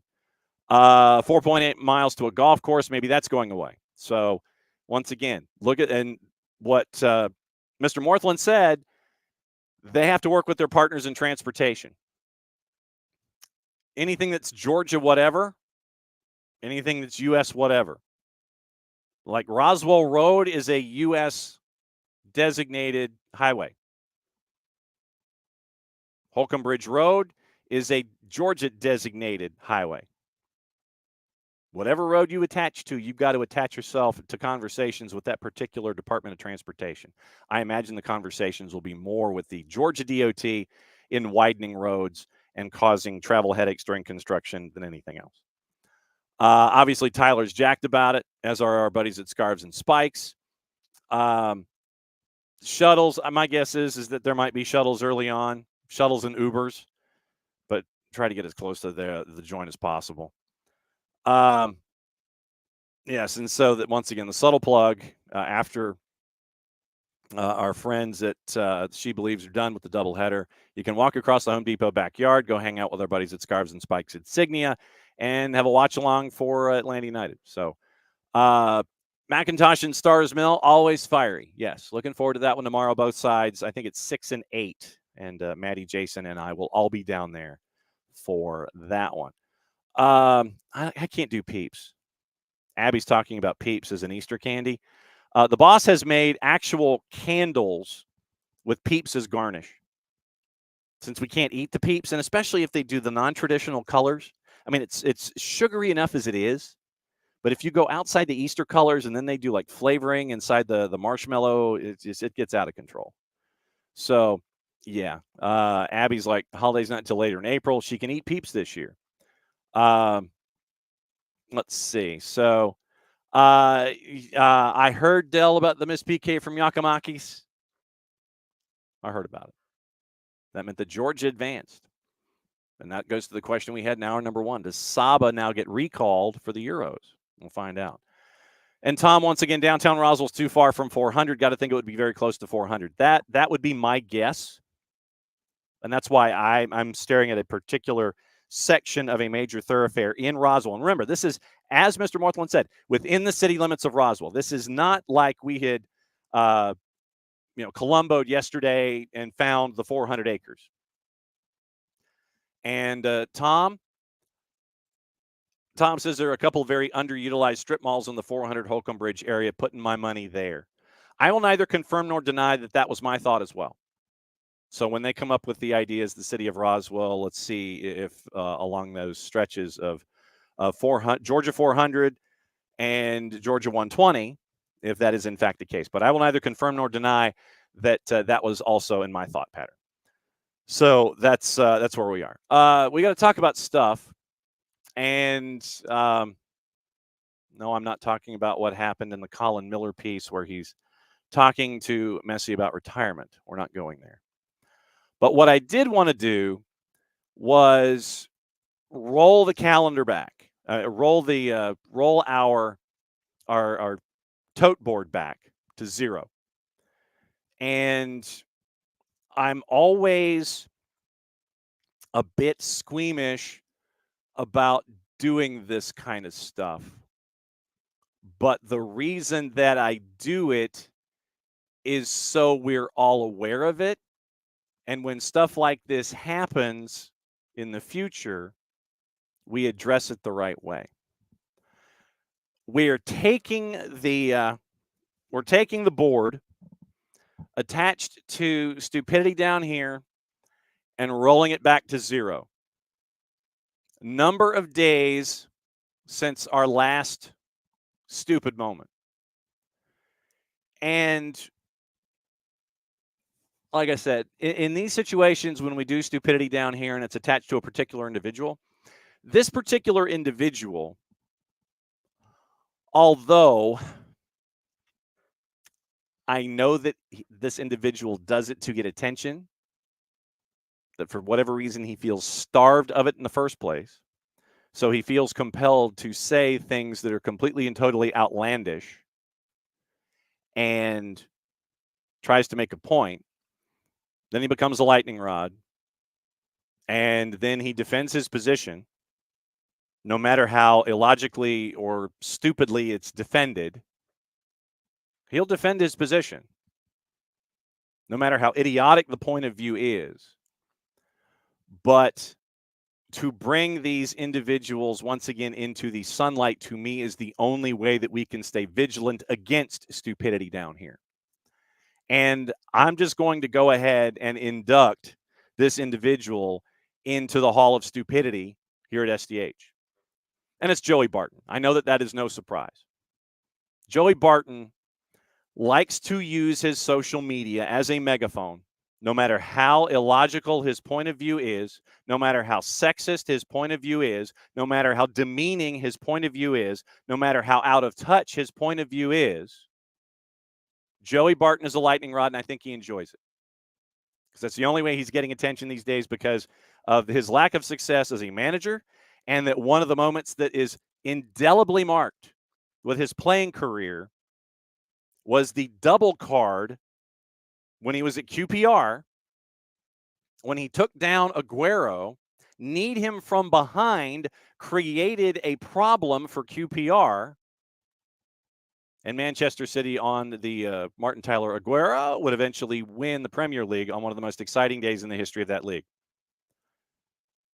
So Joey Barton as a player, I think if you ask about Joey Barton the player, that's the moment he's attached to. Joey Barton the manager, just generally unsuccessful in the position. Joey Barton the pundit, Joey Barton the 280 character app typer, lightning rod, I think he enjoys it. Hey, let's see what I can do today to set people off. How much of it he believes, I don't know.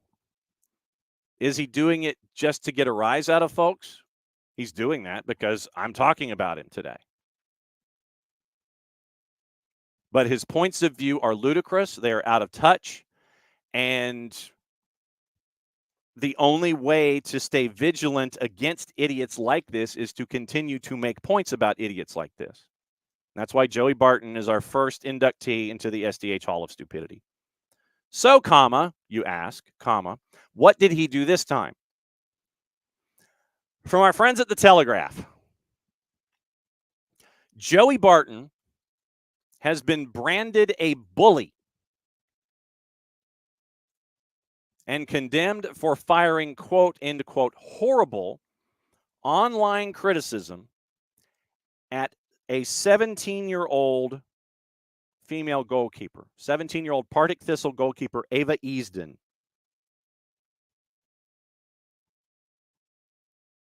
So, what happened this time? He mocked a 17-year-old teenage keeper on the 280 character app, shared a clip of a goal the youngster let in against Rangers. Barton reposted the video. Once again, this is from our friends at the Telegraph, so this is their wording. Tom Gary, the women's football reporter, reposted the video and said, quote, I mean, let's just talk about the goalie, exclamation point. How is this nonsense on the box, question mark, close quote. Easton's father, who is a 7-time world kickboxing champ,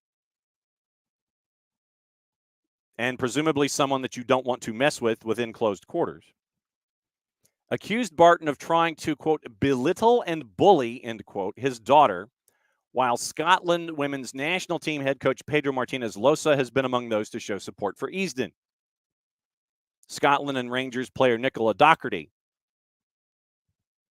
on the 280 character app. Couldn't help but notice the tweets from an older man regarding this great young goalkeeper who's inspiring the next generation. Keep doing what you're doing. If women's football isn't for you, change the channel. It isn't hard, end quote.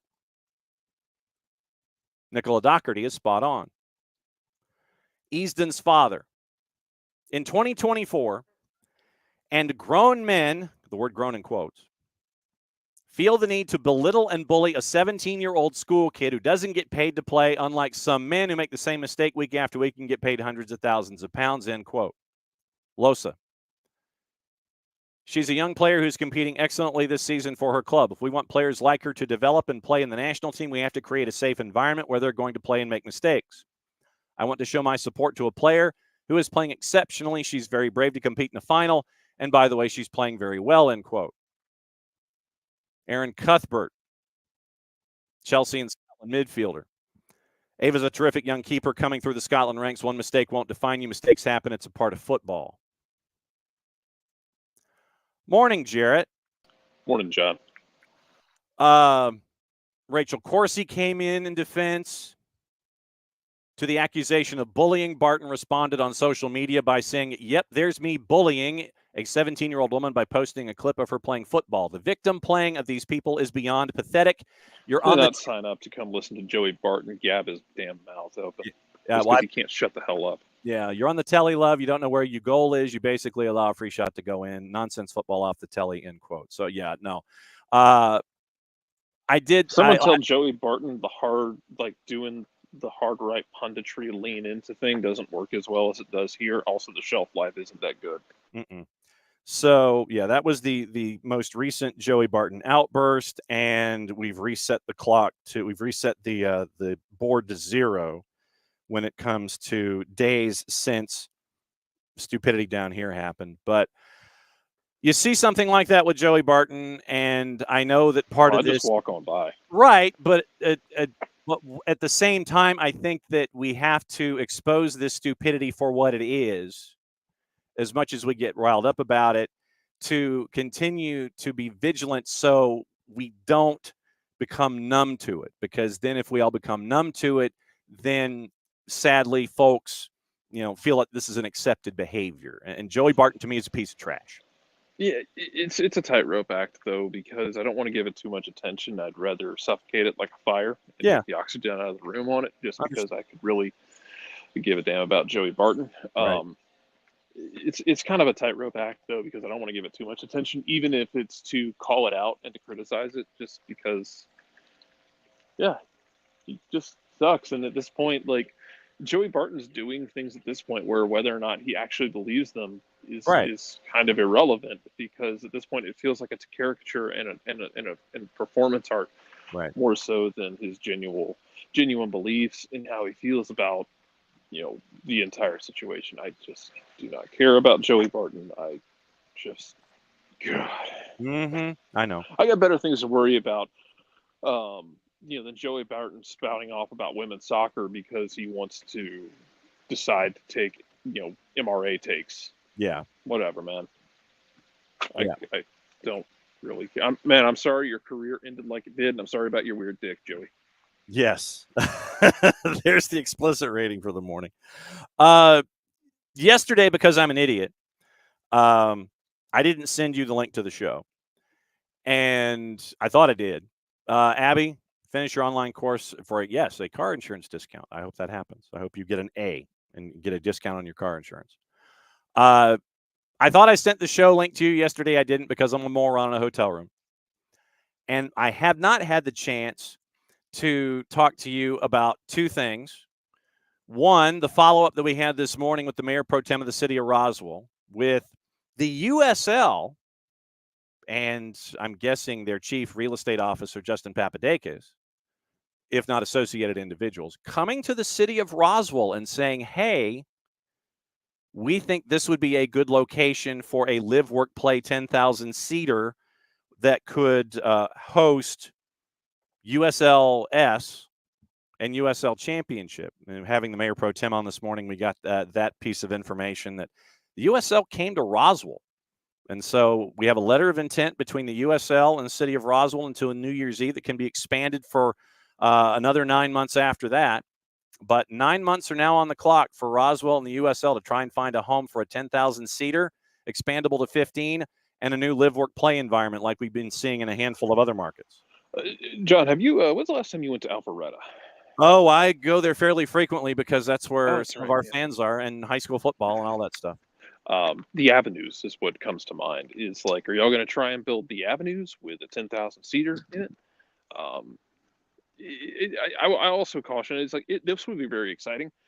The entire thing it'd be very interesting if you put a second division team here in a market that would be really fun to have a second division team here, along with Atlanta United and along with numerous NPSL teams around the area. Apotheo's continuing to grow now on the northeast side, even though they were on the northwest side. Yep. It's going to be a long process, though. So it's exciting, but I just want people to not get too far over their skis. I don't want to blow out their birthday candle for them and tell them the party's over, but I just want people to be realistic about how time works. Because when you're doing stadiums, when you're doing these exploratory things, it can be a slow process. And that's okay. It doesn't mean everything's a failure. It's the same thing right now going on with the situation off Windward McFarland, up and coming with the Gathering. Yes. And that is one step closer to allegedly coming to the fore, because it was voted 4-1 on the approval.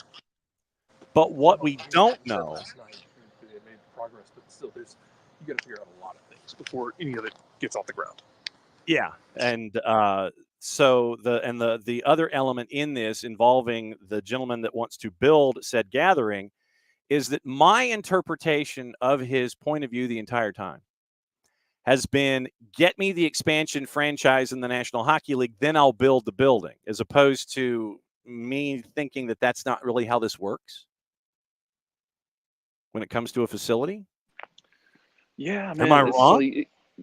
No, it's because my understanding with the Gathering one is they're going to try and build this thing, but unless an NHL team comes, it's not going to pull. They're not going to use public money. Which I don't know, man. You want it, build it. Yeah, on your own without the public money. Yeah, and that's the other element. Money for something else. Yeah, like roads, public services. So yeah, I mean, I like I said, I don't want to blow out people's candles and tell them the party's over. Right. But just understand that it's a long process. It would be very cool to have a USL team here. It'd be very cool to have a women's team here. And I say here, you have the Cherokee Impact playing. WPSL. Yeah, and you got Decatur FC playing in the WPSL this year. Yes, so you have those. If you're wanting a bigger team with a bigger footprint, possibly bigger media rights, that would be very cool. Just don't get so far over your skis about it, and just kind of be excited for what it is right now, and let the timeline take its course. Yeah, we got 9 months on this letter of intent. In catching up with the Mayor Pro Tem this morning, he said that the city of Roswell is very confident that something is going to happen.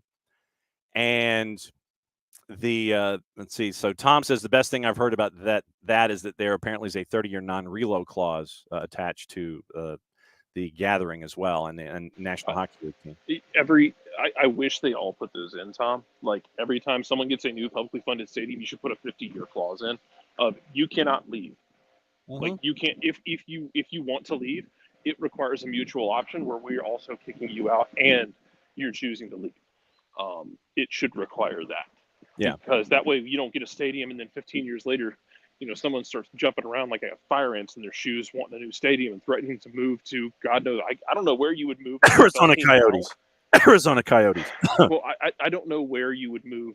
An NFL team now, because LA was the threat for so long, then Vegas was the threat. Would it be St. Louis? San Antonio? Yeah, Tom Benson did float that. Everybody still loves to St. Louis. Still loves to talk about the whole Saints thing, but Tom Benson did float moving the Saints to San Antonio. And he played there during the Katrina rebuild. So I would say yes. Alex is correct. I was wrong. It's the Avalon, not the Avenues. Thank you, Alex. So I would say Avalon St. Louis and San Antonio would be the two that I would think of, but yeah. So you're staring at all of that. Like I said, Roswell is excited, but I had to ask the mayor pro tem about infrastructure, and we all know what travel's like up in that section of 400 and Holcomb Bridge Road. It ain't free sailing, and one of the things that the Department of Transportation has never been good at is learning from folks like Caltrans about syncing red lights. Caltrans is amazing at syncing traffic lights, so everything flows smoothly for miles at a time. GDOT has never done that. You could also do is this would require a lot of money. You could expand MARTA to take it up like past Mansell. Yeah, and that's also a part of this when you're 5 miles short right now of Holcomb Bridge Road with North Springs. So, if MARTA wanted to do something like that, then that would help out from the infrastructure discussion as well. I got a site in mind, and we'll see if as we continue to go here. Once again, yesterday, 2:00, Mayor of Roswell, Justin Papadakis, the Chief Real Estate Officer, Deputy CEO of the USL, they had a press conference, and we got to talk to the Mayor Pro Tem this morning. Everyone's optimistic. Of course you are, 16 hours after. Yeah. It's exciting. It's a very exciting concept. I would love for it to happen. Yep. I just want people to not even be negative about it or positive. I just want people to be realistic that it's going to take a while. You're going to get ups and downs. You're going to get reports that sound glowing. You're going to get reports that sound like this whole thing might collapse in the next day. Mm-hmm. Neither one of them probably going to be true in that moment. Yeah. So just take your time with it. Be patient with it. It's going to be okay.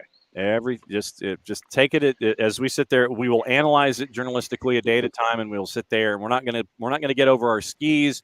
But what we wanted to do is have folks as educated as possible. Absolutely. Going into this process, so we know what we're looking at and what those of us who are here in the broadcast footprint know what to expect when it comes to the possibility of USL building another live, work, play environment like we've seen a lot in USL League One.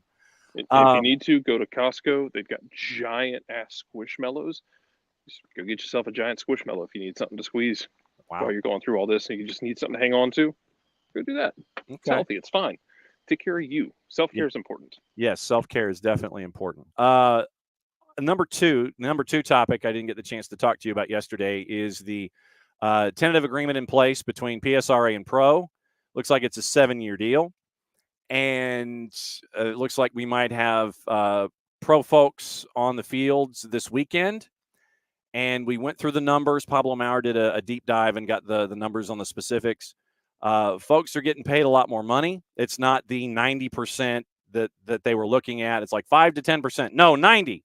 About 15 to 20. 90. No, it's not quite 90, but you do get monetary increases for VAR and AVARs and things like that, and ARs that are $1,500 a game, and that stuff does matter.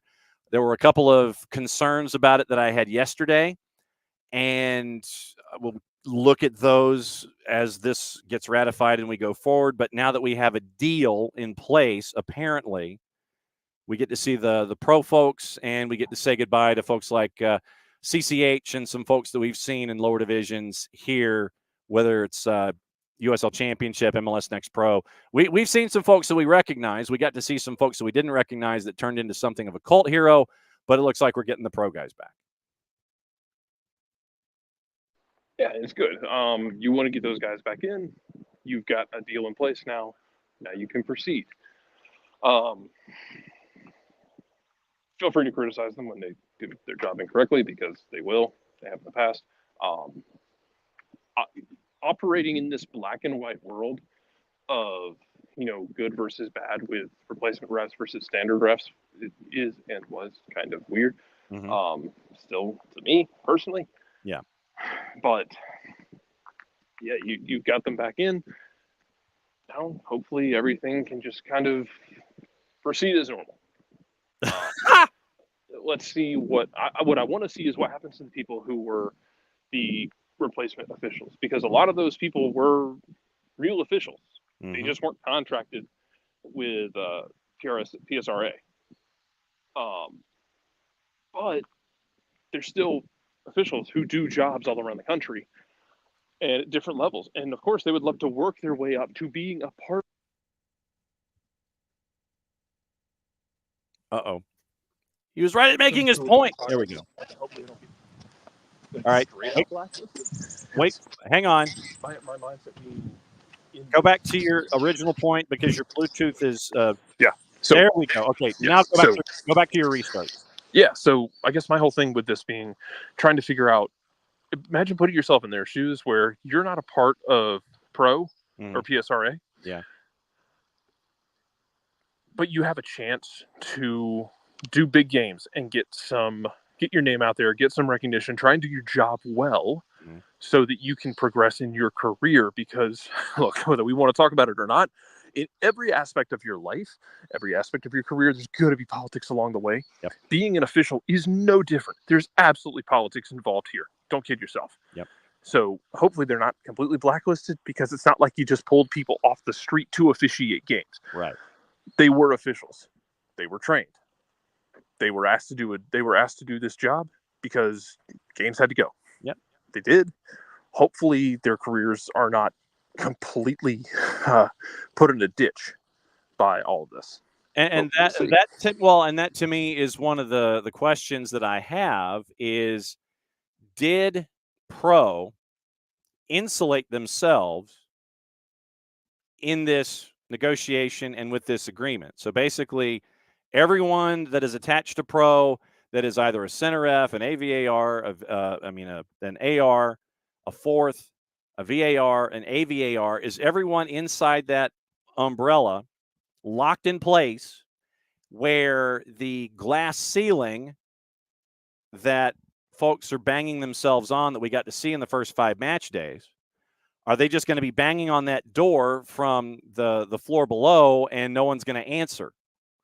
And it's going to take a retirement or a reassignment to open up a spot for an individual who wants to be a part of the reindeer games. But did this agreement basically lock that door, and the folks that we are used to seeing on match days in Major League Soccer, is that who we have? That to me is a big question here. It is. And Del, no, Jarrett stepped out of his office to yell about things for a minute for therapeutic reasons. There you go. With a pair of Gen 1 AirPods that do not hold a charge worth a damn. So they're quickly dying. Okay. I'm on the second one. It's fine. How I want to see what happens to those officials who were the replacement refs, because it was a unique situation for them. It's a tough situation because you had to weigh the good and the bad of making that decision to do those games that had to get done. Hopefully, in all the he said, she said, there was the report that like Chris Penso was like pretty much threatening them. He was he's like allegedly he goes over to the hotel where the replacement officials are staying and is trying to confront them at the front door. Hopefully they're not completely blacklisted and they can work their way up. Just because, like I said, it's a unique situation. It's not like you grabbed a bunch of people off the street, put them in uniforms, and told them to go do the job. Yeah. How they progress will be interesting. How the relationship progresses with PSRA and Pro and the league and the players, how that all happens, because the deal is a very long one. Yeah. We'll see how it goes. Hopefully, though, it's stable. Hopefully, education continues with officials and you get more and better officials as it goes. And I guess the thing is there you have to balance, though, like, we need better officials. We need more of them.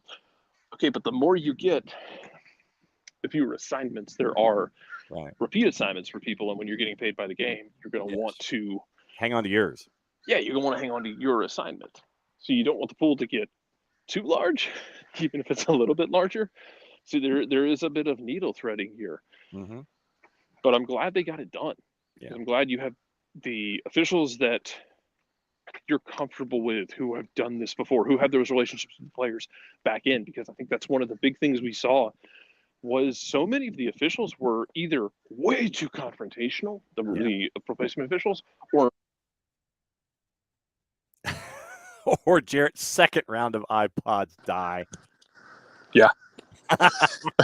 But they either were not negotiating and not talking enough, or being too confrontational, and like not knowing that line. But now you have officials who are more accustomed to the players that are there, accustomed to having those conversations with the players and communicating. And I think it will make for a better flow of things.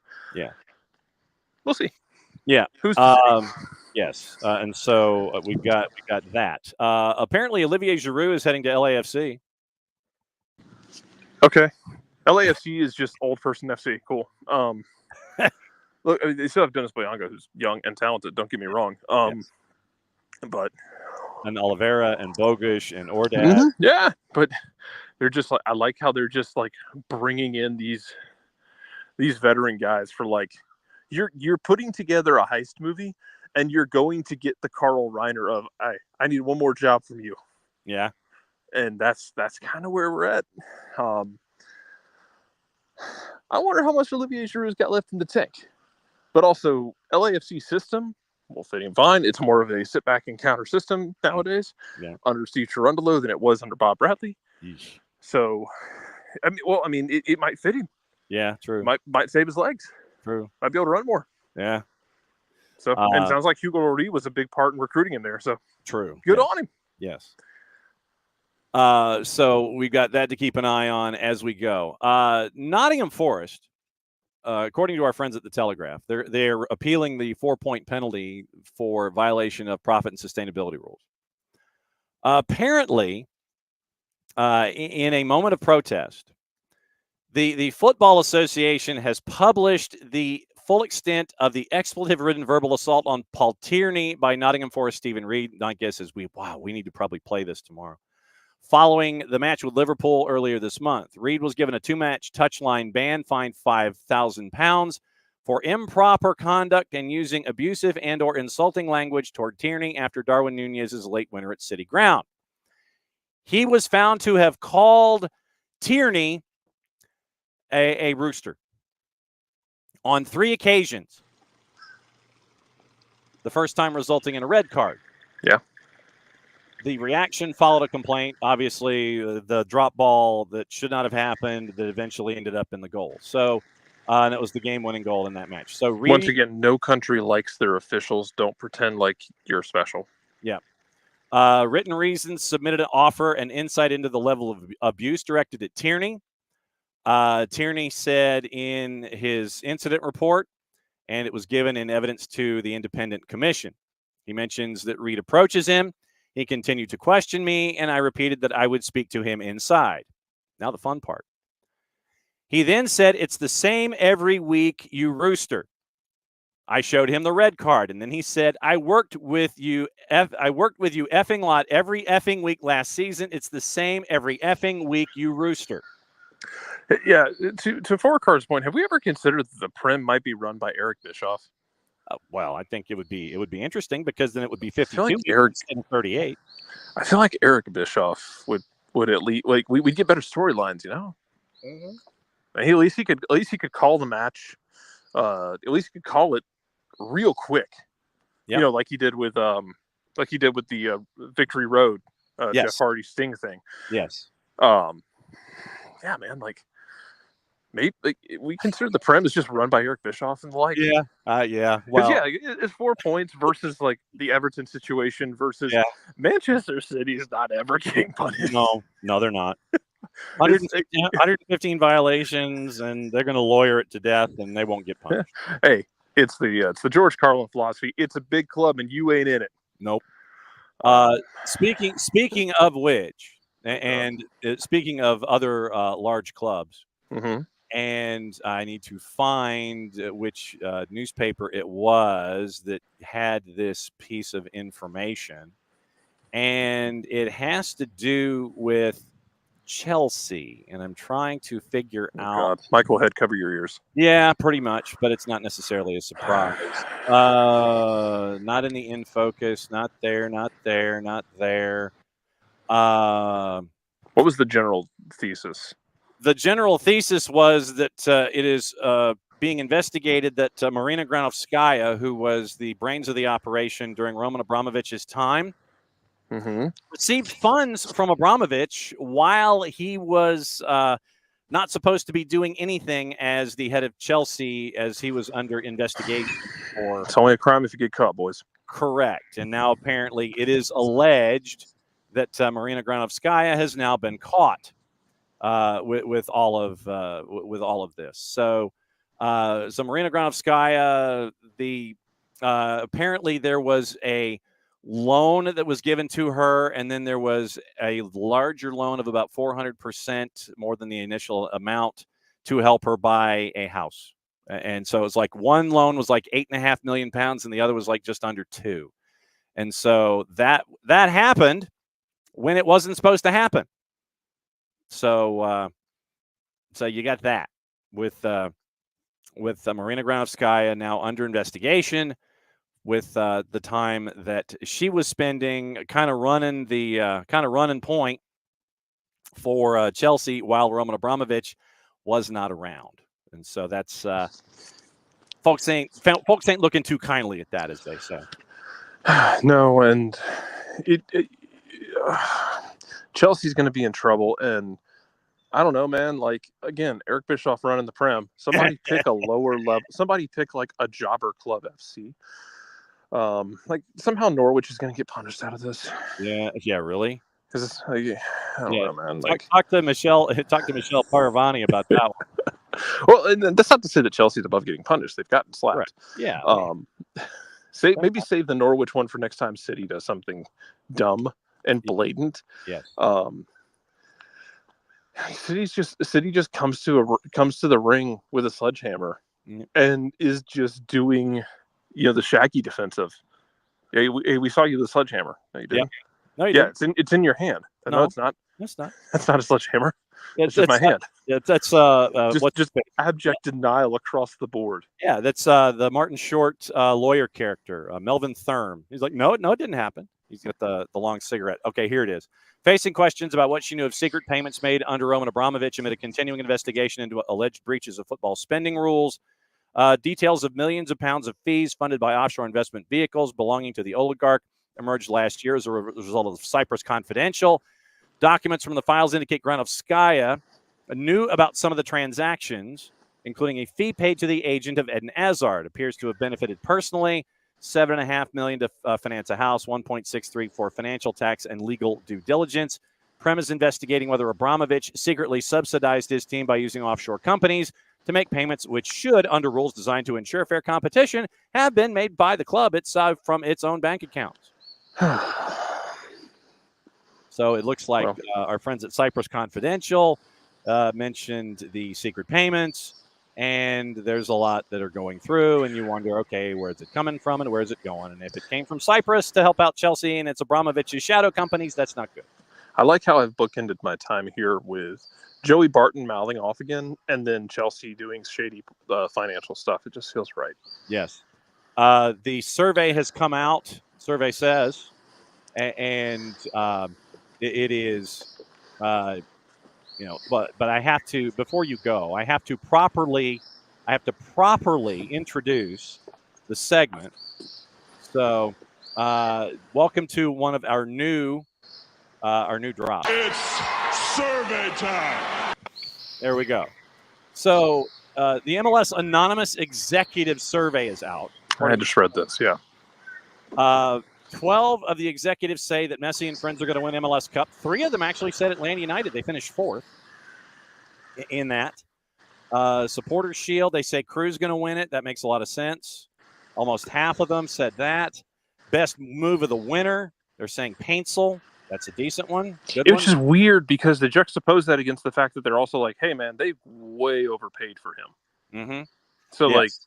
If you're saying that, you're expecting Golden Boot numbers. If you're going to tell me that he's the best move of the winter, but they overpaid for him, you're expecting Golden Boot numbers. Yep. He might do it, though.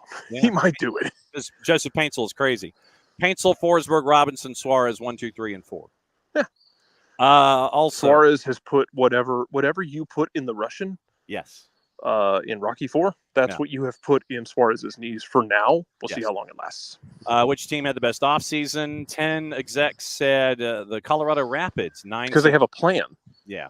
Whether it works or not is beside the point. Colorado has a plan now. You look at Colorado and you're like, oh, they're not just rudderless. They have an oar. That oar might be made of a Triscuit. Yes. But it's still an oar. Correct. Is Miami's roster build good or bad for MLS? 18 of the executives said, yes, it's good. Four said, no, it's not. And the other 5 hedged. Good and bad. Have some bravery about you, MLS execs. If you adjust the salary rules after this, then the answer should be yes. Will Inter Miami win a trophy this year? 19 of the 27 said yes. They didn't say which trophy. They just said a trophy. And so the answer is yes. Players. Who is the most talented player in Major League Soccer not named Lionel Messi? Two-way tie. Denny Buanga and Thiago Almada. 16 of the 29. I like that it's so just viciously split too, and especially the Almada comment is like, it's Almada and it's not close. Yeah. And the other one's like, oh yeah, Buanga. Yeah. I like just that it's so viciously split. Best keeper in MLS, Roman Berkey got half the votes. Andre Blake is second. Andre Blake is just good. He's gonna like basically just do the Keylor Navas thing where he's like, he's really, really good. Is he the best in the league? Yes. Yeah. Don't overthink it. Best defender in Major League Soccer, Miles Glesnes and Walker Zimmerman, 1, 2, 3. Yeah, Walker's fallen off a bit. Miles is that guy. Miles fitting really well. Man, I don't know if we've talked about how much like everyone may have won out with the way things have worked because Miles goes to Cincinnati. Mm-hmm. Miles fits at Cincinnati. It's working nicely. Atlanta gets Jan Gregerson, who, aside from his meniscus blowing up, has been really good and it has a different attitude about him. And it works. Like Atlanta's been okay with that. Like they gave up 2 goals to Toronto in a weird game, missing a bunch of people. Happens. Yep. It has been known to happen. And you didn't have Jan Gregerson for that, who's, I think, been really good and is a different kind of player. I think everyone's going to benefit from that one by the time it's said and done. Best midfielder in Major League Soccer, Ty, Almada, and Driver. Darlington Nagbe. I feel like we're doing the thing with Nagbe that we did with LGP, where we're giving him his flowers we've been giving Nagbe his flowers for years, as he deserves. I do wonder if we're giving him his flowers a year too late. Just because as good as he is, I think he's starting to hit, not fall off completely. I think he's starting to slow down just a little bit. Yeah. And also, this is Lucho on Acosta erasure. Yeah, well, and he's third, 1 vote behind. This is erasure of the guy who was the MVP last year. Mm-hmm. Mm-hmm.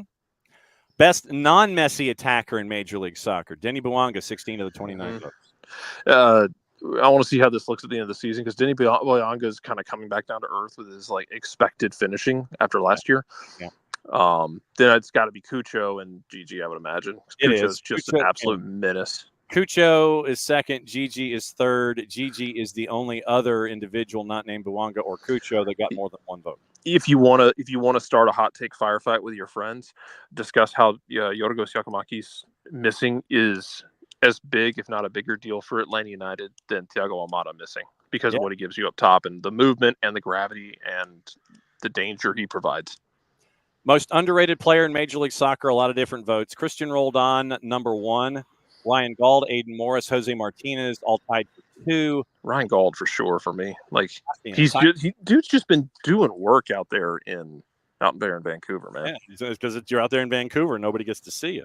Yeah. Driver, Kokoro, and Coco Carrasquilla are tied for 5th. Give me a career award in that category to Johnny Russell. Yeah, no doubt. Next MLS player to make a big move abroad. Number 1 Thiago. And number 2. Number 1 is Thiago. Number 2 is Caleb Wiley. Yeah. That tracks. Caleb's sooner rather than later going to end up in Europe. Thiago wants to go. He'll go sooner rather than later.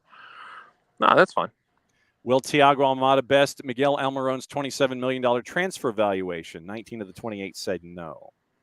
Yeah, and that's the thing. As long as you're like making a good profit off of it, that's fine. And we'll you get a see how- percentage we'll of see the what he does in the pass. summer. Yeah, you get a percentage of the pass to go along with it. That's fine.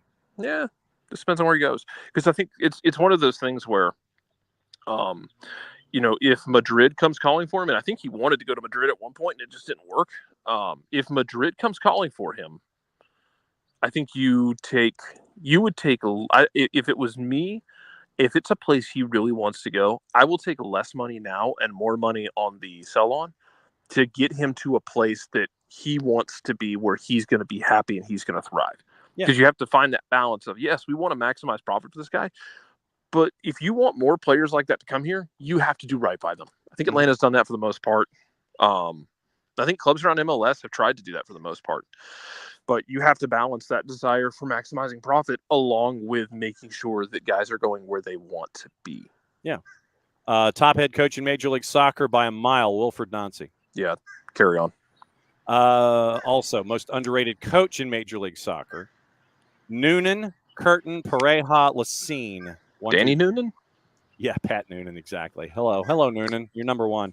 But the thing is that you had 4, 9, 13 different coaches named in this of the 28, and so everyone. Anytime you do underrated, overrated, like, it doesn't really matter. Somebody's going to want to go completely off the board and go full hipster. So just don't think about it too much. Yeah. Let's see. What was the best coaching hire of the offseason? Laurent Courtois, number one. I say the best hire was in New York, but and the Sandro Schwartz did not make the poll at all. Okay. Courtois, Dean Smith, Lacine, 1, 2, and 3. Okay. Top CSO in Major League Soccer, Bezbachenko. Same guy it's been for years. Bezbachenko, number one, only one. Again, he built Toronto into a functioning organization, left, and Toronto stopped being a functioning organization, and Columbus went back to being a functioning organization. Should Major League Soccer fully participate in U.S. Open Cup? 20 of the 30 answered yes. Most felt it would be easy to play an Open Cup as long been operated, allow each team to make choices about what the rosters look like when they're on the field. And that's your survey. So that is your survey, and so that's my day. One more for the good guys. There you go. You got to go back to work, don't you? Yeah, very much so. Bye. All right, bye. So Jared will be back tomorrow, and he'll discuss things there. All right. So gossip, rumor, and innuendo, and I know we're in the plus side, and I know that the fourth has held up the numbers. So gossip, rumor, and innuendo. It's great to catch up with Jared. So as always, great to get his perspective on things. Tomorrow, by the way, full show, 9:30 before practice for Atlanta United. Jason parachuting in to give his thoughts as they get ready for Chicago. Kaylor Hodges and our buddies from the USL show will join us at 10 o'clock for their monthly visit. They always visit the last Thursday of the month to break down everything that's going on inside USL. And the topic that we had in hour number one, so we'll get into that. Kaylor messaged me yesterday, and he goes, yeah, if there was only something to talk about in Atlanta. So we'll get into that and what happened in the first month of competition in USL and US Championship in League One. Nico Moreno joining us at 10:30. So that's tomorrow. And we will always have Nico as one of our tent posts every single week. Erling Haaland is a transfer target for Barcelona summer of 25. Tell me something I don't know. Rafaela Pimenta met with Barcelona sports director Deco last month. Ivan Toney could become an option for Manchester United this summer. That's from Fabrizio Romano. United have identified Wolves midfielder Joao Gomes as a replacement for Casemiro. Arsenal considering a summer move for Sporting Lisbon defender Ousmane Diomande after he stood out during a scouting trip when they were looking at Victor Gyökeres. 3-letter paper, take the information at your own peril. Gyökeres has moved ahead of Ivan Toney on Arsenal's list of new strikers potential list. West Ham also interested. Manchester United would bring in England's full coaching staff if they appointed Gareth Southgate as manager in the summer. 3-letter paper. Manchester United want to speak to Wolves' Gary O'Neill about a role in a new coaching setup at Old Trafford from the 4-letter, meaning the 4-letter network, not the 4-letter paper. Jose Mourinho says he's ready to return to coaching this summer following his departure from Roma. It's from Fabrizio Romano. Keep an eye on the league that we don't promote, endorse, nor condone any coverage. Bayern Munich willing to offer Barca a world record fee for Uruguayan defender Ronald Araujo. Liverpool and Bayern Munich keen on De Zerbi as an alternative for Xabi Alonso. That's from Bild. Luis Diaz's father says hope has not yet been lost about the winger playing in Spain. That's from Cadena Ser. Wolves leading the race to sign Southampton striker Che Adams when he becomes a free agent in the summer. Ajax exploring a deal for Aston Villa's Tim Iruegbanam. Sturm Graz want to sign Arsenal's Danish striker Mika Bideth on a permanent deal following a successful loan. Arsenal open to selling defender Nuno Tavares this summer with Lazio interested. Chelsea listening to offers on Gallagher, Chalobah, and Armando Broja this summer as they try to get under the PSR number. Brighton tracking Nigerian winger Philip Otele, who plays for Cluj in Romania. Real Madrid sent scouts to watch River Plate's 16-year-old midfielder Franco Mastantuono. That's from our friends at 90 Minutes. That is your gossip, rumor, and innuendo on the day. What to watch and where to watch it.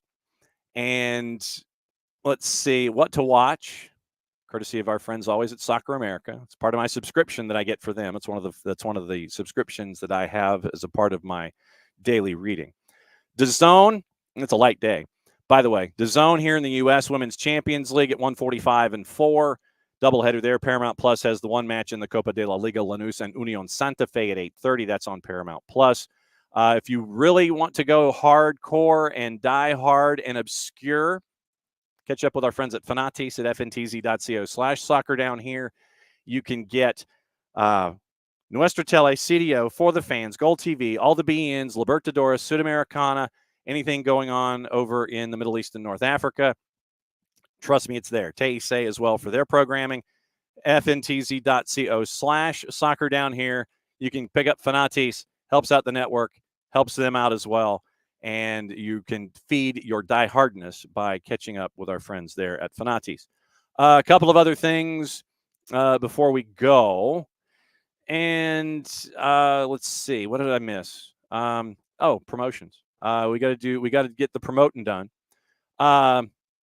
Comment in the article, Tom says in the Athletic piece that Chris Tierney should have gotten the Revs job instead of Analfo.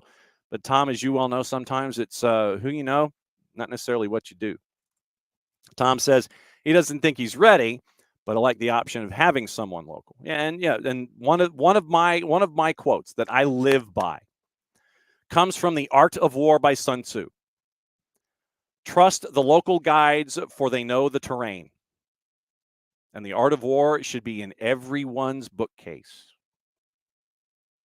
I mean that, everyone's bookcase, because while it was written by Sun Tzu to discuss the art of war, it applies to a lot more things. Trust the local guides, for they know the terrain. One of my favorite quotes from The Art of War. So having somebody local to help out, absolutely true. Dell wants to start a GoFundMe for Jared's headphones, by the way. I can definitely relate to that. Was it 3 separate times? He had two sets die, and then he had to transfer to his car, I think, so he could sit in his car and talk to us this morning. So, 9:30 tomorrow, Jason, in the 9:30 half hour. 10 o'clock, Kaylor Hodges USL show. Nico Moreno, our buddy from Pulso Sports, and the Soccer Bar at 10:30. Let's see. What other promotional stuff? Oh, duh. I didn't even get to talk about our friends at Kickoff Coffee. So there we go. Kickoff Coffee and kickoffcoffeeco.com. That is the QR code for those of you who are watching, however you're accessing us, either on the YouTubes, the Twitch, or on the 280-character app. Don't forget to use the code SoccerDownHere15 to get 15% off your purchase. They, in turn, take 10%, reinvest it into youth games, youth initiatives, and stuff that they have earmarked. Very, very cool stuff from our friends at Kickoff Coffee and kickoffcoffeeco.com. Once again, the code is SoccerDownHere15. And now, here is the scarf, once again, to help out our friends at the Marshall Islands, the Marshall Islands Soccer Federation. And they are building a program from scratch. The last country on the planet to build a national soccer program. They want to be a deeper message, and they want to be a part of the Oceania footprint when it comes to playing the beautiful game. Here's how we are helping them out. You probably bought the jersey and you bought the bucket hat. Now you can buy the scarf. Make it a full match set. Maddie Cruz is on the website modeling the scarf that we have earmarked for them. $32. You can, you can email me, you can DM me, you can reach out to me, however you want to do it. $32 gets sent to you. And if you want Abby to deliver it to you, it's $32. If you want it shipped to you in the mail, it's another $5. So $32 plus $5. And so that is the scarf to help out the Marshall Islands. It's a summer scarf because doing a winter scarf for the Marshall Islands might be a little counterintuitive, and it would give them blankets in the winter months. But no, we went summer scarf, and there's your messaging there. And thanks to our friends at the Marshall Islands Soccer Federation for letting us be a part of the build. They're looking to come back here in October to build the Marshallese community and the Marshallese database when it comes to players, because they were in Northwest Arkansas about a month ago and got to catch up with players there, have a camp. They're starting with futsal. They've had futsal on the island, and they're trying to build futsal and football as well. But you can get the scarf. You can help them out. Proceeds go to the Soccer Federation and their build. And so that scarf's going to be there. I've got them here in the office. So if you want one, like I said, reach out to me, reach out to the show, DM, we'll figure it out, and I'll mail it to you. So that's your promos on the day. Let's see. So tonight, once again, 5:30, 7:30, I think. Let me double check real quick.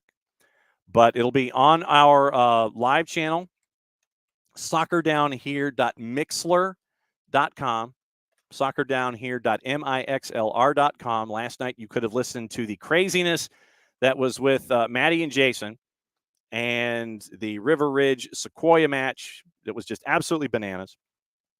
So today it is Forsyth Central in Denmark, and we will be up there for that. And as I sit here and look at 6 and 8, senior night. Okay, so varsity girls, 6 o'clock senior night, and it is 8 o'clock for boys. So 6 and 8 on soccerdownhere.mixler.com tonight. And I will be up there for both of those matches, and we'll be back here, obviously, tomorrow. Tomorrow, which is Thursday, Stars Mill hosting McIntosh. We have both of those games. I think that's 5:30 and 7:30. So Stars Mill McIntosh tomorrow. Forsyth Central, Denmark today. Doubleheader on the network. Tomorrow, Stars Mill and McIntosh. Stars Mill hosting McIntosh. Friday, we're in the mountains for White County, Gilmer County. And really looking forward to all those. And then sleeping in on Saturday. And then getting ready for everything going on at Mercedes-Benz on Sunday, Easter Sunday, and may you bring your Easter candies and be a part of the Easter egg hunt that Abby was talking about earlier in the timeline. So high school soccer last night, high school soccer Wednesday, Thursday, Friday. We get Saturday off, and we'll see everybody at Mercedes-Benz on Sunday. Back here 9:05 tomorrow morning. Once again, thanks to our friends at the City of Roswell for letting us know what's going on there with the big press conference they had yesterday, as the USL came calling and said, hey, we want to do live, work, play in the City of Roswell. It's great to catch up with them. That interview will be posted in its entirety to the network on the app later on today. And also thanks to Tyler Pilgrim and our friends from Scarves and Spikes. After the She Believes doubleheader, they're going to be at the shiny new hotel across from the Home Depot backyard, and they will do it again. Tomorrow, Dell, it is Jason in the 9:30 half hour, Kaylor Hodges and his band of renown from the USL show to talk about everything USL at 10, Nico Moreno at 10:30 Eastern. So stacked Thursday. Opening kickoff will get us off and running at 9:05, and we'll go from there. Friday, once again, our friends from Beyond Goals at 9:30. We can whip around across all divisions starting at 10 o'clock, and high school soccer later on in the day on all those days. So for everybody here at SDH, once again, thanks to Tyler, thanks to the City of Roswell, thanks to all of you guys, thanks to Maddie, thanks to Jarrett and his wonky headphones and his wonky iPad, iPhone headphones, earbuds, that. So for all of that, thanks for hanging out with us once again. Back at it 9:05 tomorrow. So in under 22 hours, we're back at it again. Since it is the end of the show, that means I get to do this. Mucha Plata, y'all played safe, and we'll be back at it again tomorrow morning. That's a promise. Busy day today, just as busy tomorrow. We'll see you then.